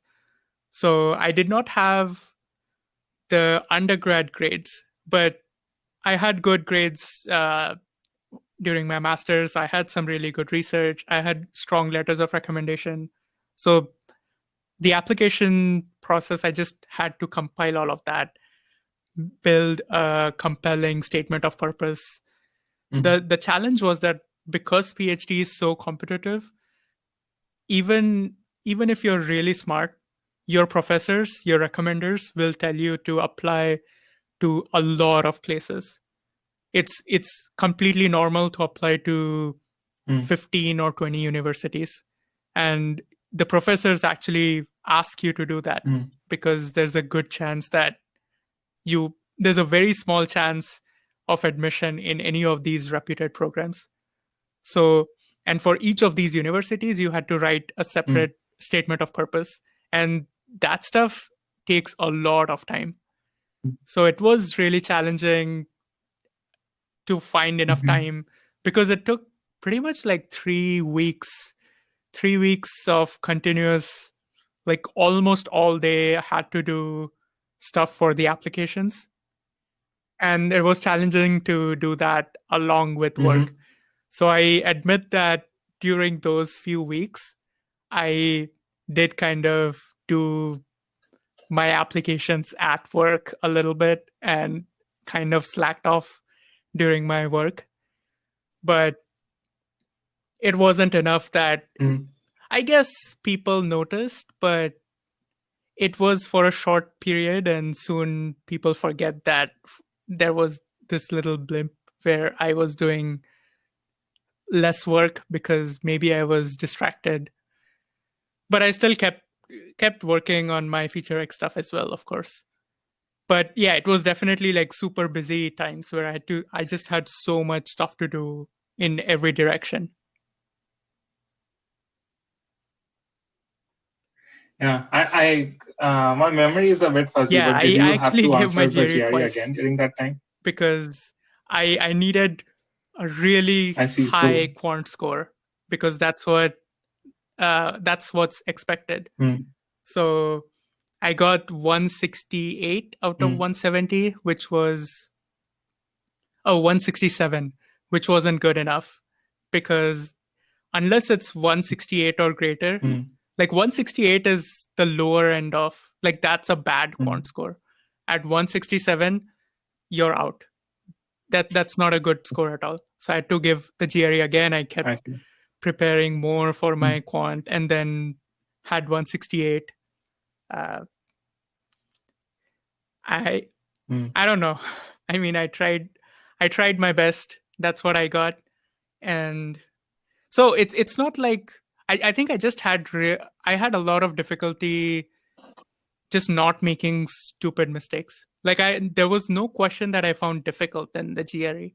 It's just once I see the answer, I'm like, oh shit, I did not read that question clearly enough, or I missed that one detail in the question. Like it feels like, oh, this question tricked me by hiding this specific thing until the end. I somehow that always, like, there was always one question which got away from me, where I just ignored a part of the question because I just maybe read the questions too fast, because I put myself under a lot of pressure that, oh no, I have very limited time. I have to finish this as soon as possible. Anyway, so I did give my GRE twice, and I did not tell work at that time, because I had not told Feature X that I was going for a PhD at that time. So I had to just make an excuse. I think I said something like I was sick one day, and during the other attempt, I think I said that I had some family visiting. It was just a very, very complicated time when I had just so many things going on that I had to juggle at the same time. Yeah, I mean, it looks to me in hindsight that you managed Yeah, to and there juggle were them interviews, just and fine. then there were interviews with the I professors who wanted to speak to me, which then I kind of had to still do during work see. hours because those were the times that worked for them. Mm-hmm. Okay, so as being in ML, both me and you might have had some idea about Mila, which is the school you got into, and a bit context about Mila. So Mila is Well, it can used to you stand for expand the full form Montreal for me, Ankit? Institute for Learning Algorithms, but now it's just Mila as a proper noun. It I see. doesn't have a full form. It's because of some politics. It's Quebec politics that Yeah. Quebecois people don't like having English names. So because this was something that was associated with Quebec, and the acronym was basically an English acronym, we had to change it if we had to take funding from the Quebec government. But essentially, yeah, that now it doesn't have a full form. It's just Mila. Yeah. So Mila, for someone for a machine learning outsider, Mila is one of the best labs that you could go to for machine learning in Montreal. And to give it some context, one of Joshua Benjo, one of the Turing Award winners from machine learning in the field of machine learning, is from there. And a lot of great research has come from Joshua Benjo's lab and also Aaron Kurwil's lab, which is who is Ankit's advisor, including GANs, including a lot of early work in like language models and RNNs, GRUs, and the list just goes on and on. So what idea did you have of Mila, and how did it feel when you actually got an admit and went there and went into the campus and I started imagined classes? Mila to be a lot like NYU. And when I got here, I was actually disappointed because Mila had this little part in a really old building in one of the University of Montreal computer science buildings, and it was just such a sad place. I was in a room which essentially had no desk organization. There were no windows. There was just the door. There was nothing else. It was super depressing, but that lasted for just maybe 3 months, because in 3 months we moved to a new location. Mila got its own building, like like an entire floor of a building is just Mila. And the building itself is, most of the companies in that building are AI companies. So Mila can easily collaborate with those other companies because we're in the same building. And in this new building with this new floor, it's just such a great space. Super, like it's very modern, very open, has a lot of windows. There's like silent labs. There's a kitchen. There's a lot of conference rooms, places you can just. Essentially, it's a very nice space. And once we moved to this new space, it felt completely different. It felt like NYU, but even better. It's a very cool space. If you get a chance sometime, you should definitely see it. Yeah, well, whenever flights resume, I guess. So it seems to me that this is just like the shared startup actually, space it feels CIC, a lot but similar better to because it's the place where we worked for FeatureX. Yeah, I mean, just to give some context, we worked at the CIC first in 101 Main Cambridge Street Innovation and then 15 Center. Milk Street in Boston. Right. Yeah, Cambridge Innovation Center. It is kind of like, to give some more context, it's kind of like the WeWork spaces, and it's like a popular set of workspaces in Boston, and that was really cool. Does it have It does, yes. does your building There's have a foosball, foosball there's ping machine? pong, but for some reason, Canadian foosball machines are different, and it's just not the same. I see. I think this was a fault of our foosball machines being No, our foosball machine I being think ours just was non-standard. fine. The ones Every here, other they don't. There's just one guy at the defense at the last position, just before the goalkeeper. There's just one guy instead of three.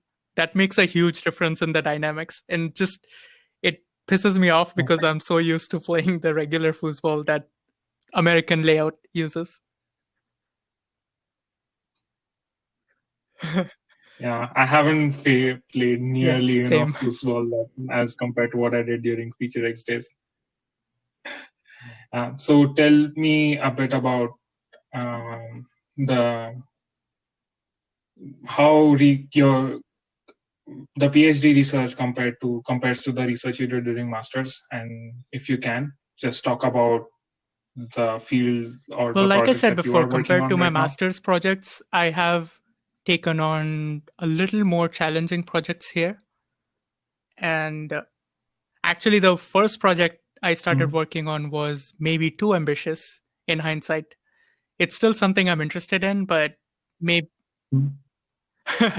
it was. Was that just solving AGI? It was essentially trying to do something like SLAM, if you know what SLAM is, simultaneous localization and mapping, that people use in robotics for robots to build a map of the environment and localize itself in that map. And I was essentially trying to learn a model to do SLAM, but instead of doing that in a physical space, do that in an abstract concept space. So if you're like maybe reading a story, you build a concept space and localize yourself in this concept space. So when you go through a story, it's like you're navigating through some concept space. And there were like a bunch of different ideas. Maybe moving your location in this space means your set of beliefs are changing, or maybe moving your location in the space means you're moving in the story, like in your textual position. And there were some ideas there, and it just ended up being very complicated, and we couldn't get any of those ideas to really work.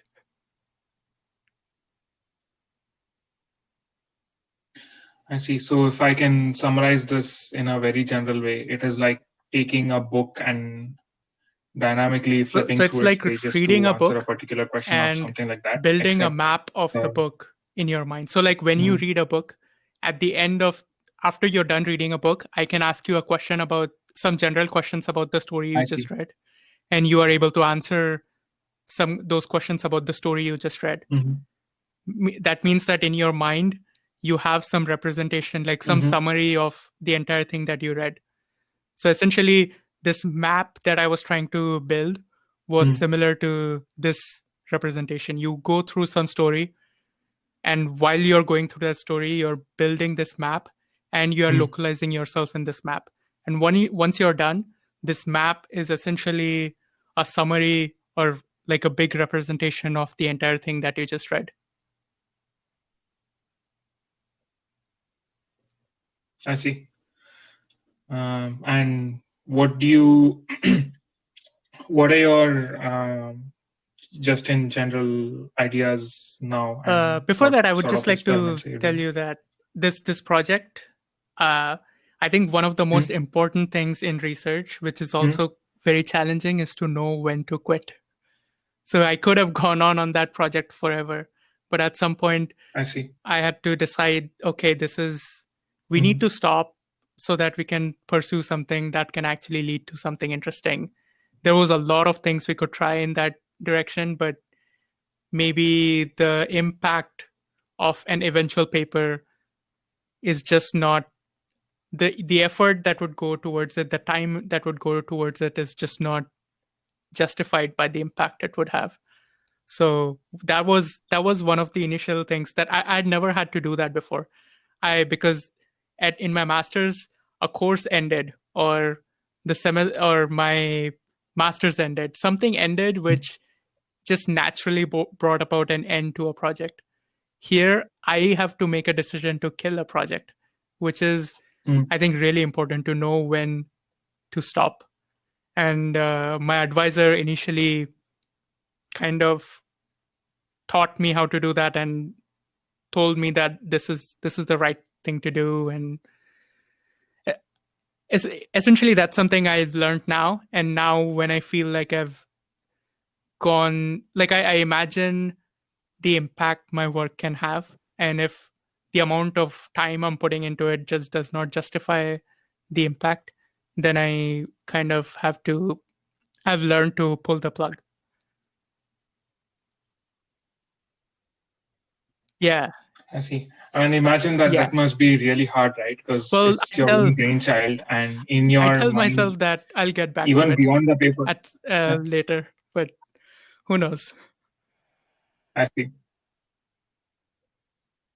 Yeah, and I think when we think of, even when there is a successful publication out of something, in the author's mind, there are so many applications and so many cool experiments even beyond that, which are even cooler.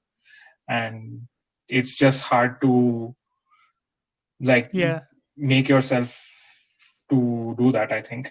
To just do the project. So right now I'm working on some ideas that deal with that take inspiration from evolution of language and how language evolved to be compositional. And that's through this iterated process of one generation teaching the other, and every generation generalizing the teachings of their parent generation a bit. Essentially, language becomes something that's easier to acquire. And the hypothesis is that something that's easier to acquire is also compositional, or that compositional languages are easier to acquire. And I'm exploring these ideas in machine learning. And we've had some initial results that seem promising, but I don't have anything publishable yet. So I'm still exploring. This is still an ongoing project, and I'm not at the point where it feels like I should pull the plug. And hopefully I'll be working on this for a while still. I see. I have two questions about that. One is, are there any, in terms of a language model, are there any applications you are goal targeting? here is what's your end goal? There's this thing called visual question answering, in terms of where like Clever. You have an image and you have some question about that image, and you have to answer that question by looking at the image.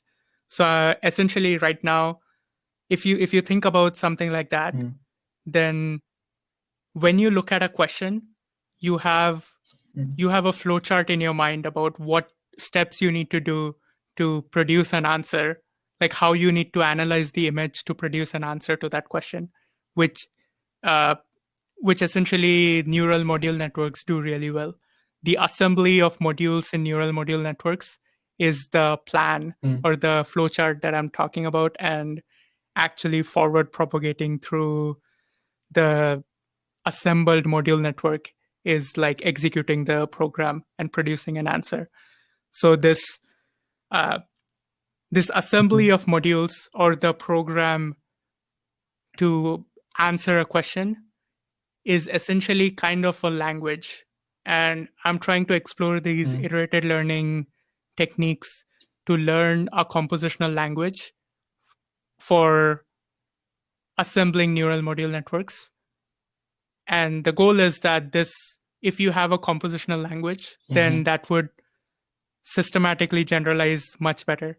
So there are some data sets that show that slightly different data sets than Clever, on which you should get perfect accuracy if you've learned Clever the right way. The current methods just do really bad, or not as well on that data set as you would expect. So the current models are not really systematically generalizing. So the goal here is maybe by forcing these programs to be a compositional language,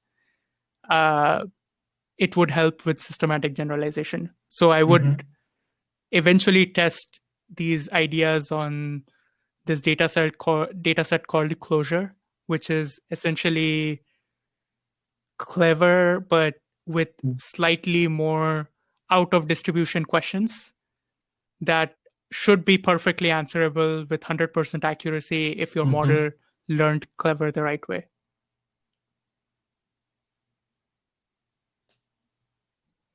I see. You talked about, you explained how iterated learning can help you build compositional building blocks, but can you just explain how iterated learning at a high level, maybe for someone with no machine learning experience? It's more like, to understand? so I'll just talk about the experiment involving humans that actually you and I were discussing just before this. We started the podcast. So there's an experiment where you can come up with a arbitrary language, something completely random, and give names to everyday objects that are completely unrelated. So completely random words describing things like banana, box, apple, and so on. And then you teach this to a bunch of humans. The humans learn that. And then at the end of the session, you ask them, what is this object? What is this object in this language? And then the human tries to recall what the word was and tries to recollect the word. And this might not be perfect. They may make mistakes. But then whatever these results are, you train a new batch of humans with this language. You train this new batch of humans saying that apple is this word, banana is this word that the previous human guessed. And when you do this iteratively, you keep telling the next human the words that were guessed by the previous human. What ends up happening is after many iterations, the words that people give to objects end up becoming compositional, in the sense that if there are common features between these objects, the words will have some common features between them. Like if there's a yellow apple and a banana and something, all of these words will have some prefix or some postfix that would essentially denote the fact that these objects are yellow.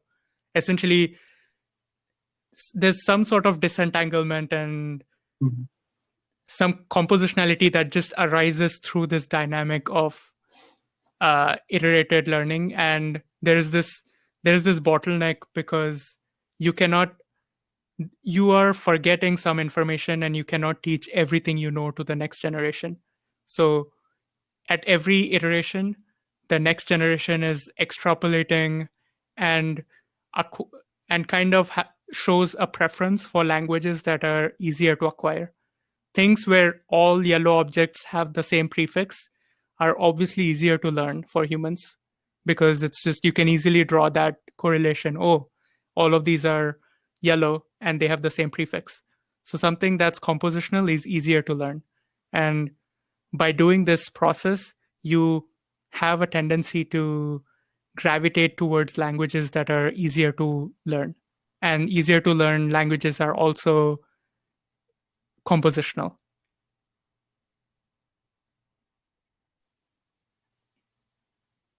I see. Is this something that has been observed to happen in human languages? Exactly. Like, old languages are super hard. There's like special in that sense? so many special cases depending on how what you intend to say, your grammar changes. There's a lot of, that's why old languages are hard to learn, because they are significantly less compositional than modern languages. So that this is something that we have seen in human languages. The question is, can this dynamic work in machine learning as well with gradient-based learning kind of models where you don't have a human brain, which is kind of has this maybe the human brain shows some preference towards compositionality, and that's why this dynamic works. Do machine learning models show this kind of behavior? And that's one of the questions that we intend to answer, but we are not the first ones to explore this. There are a bunch of published works that show success of iterative learning in language emergence in machine learning as well.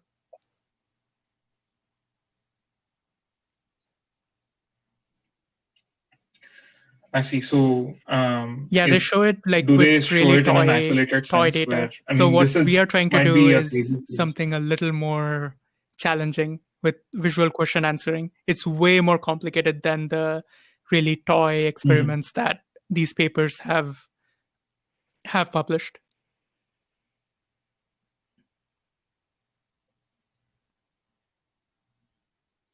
I see.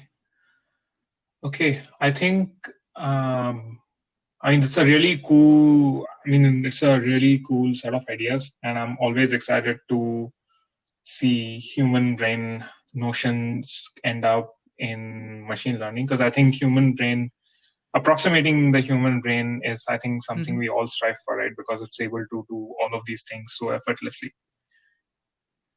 Well, I think that's a good note to end on. I wish you all the best with your PhD, and thanks for being the very first speaker for the podcast. If this if this like podcast is at all heard by more than 20 people, this will be very memorable. Thank you. Bye. Yeah. All right. I wish you good luck, and bye-bye.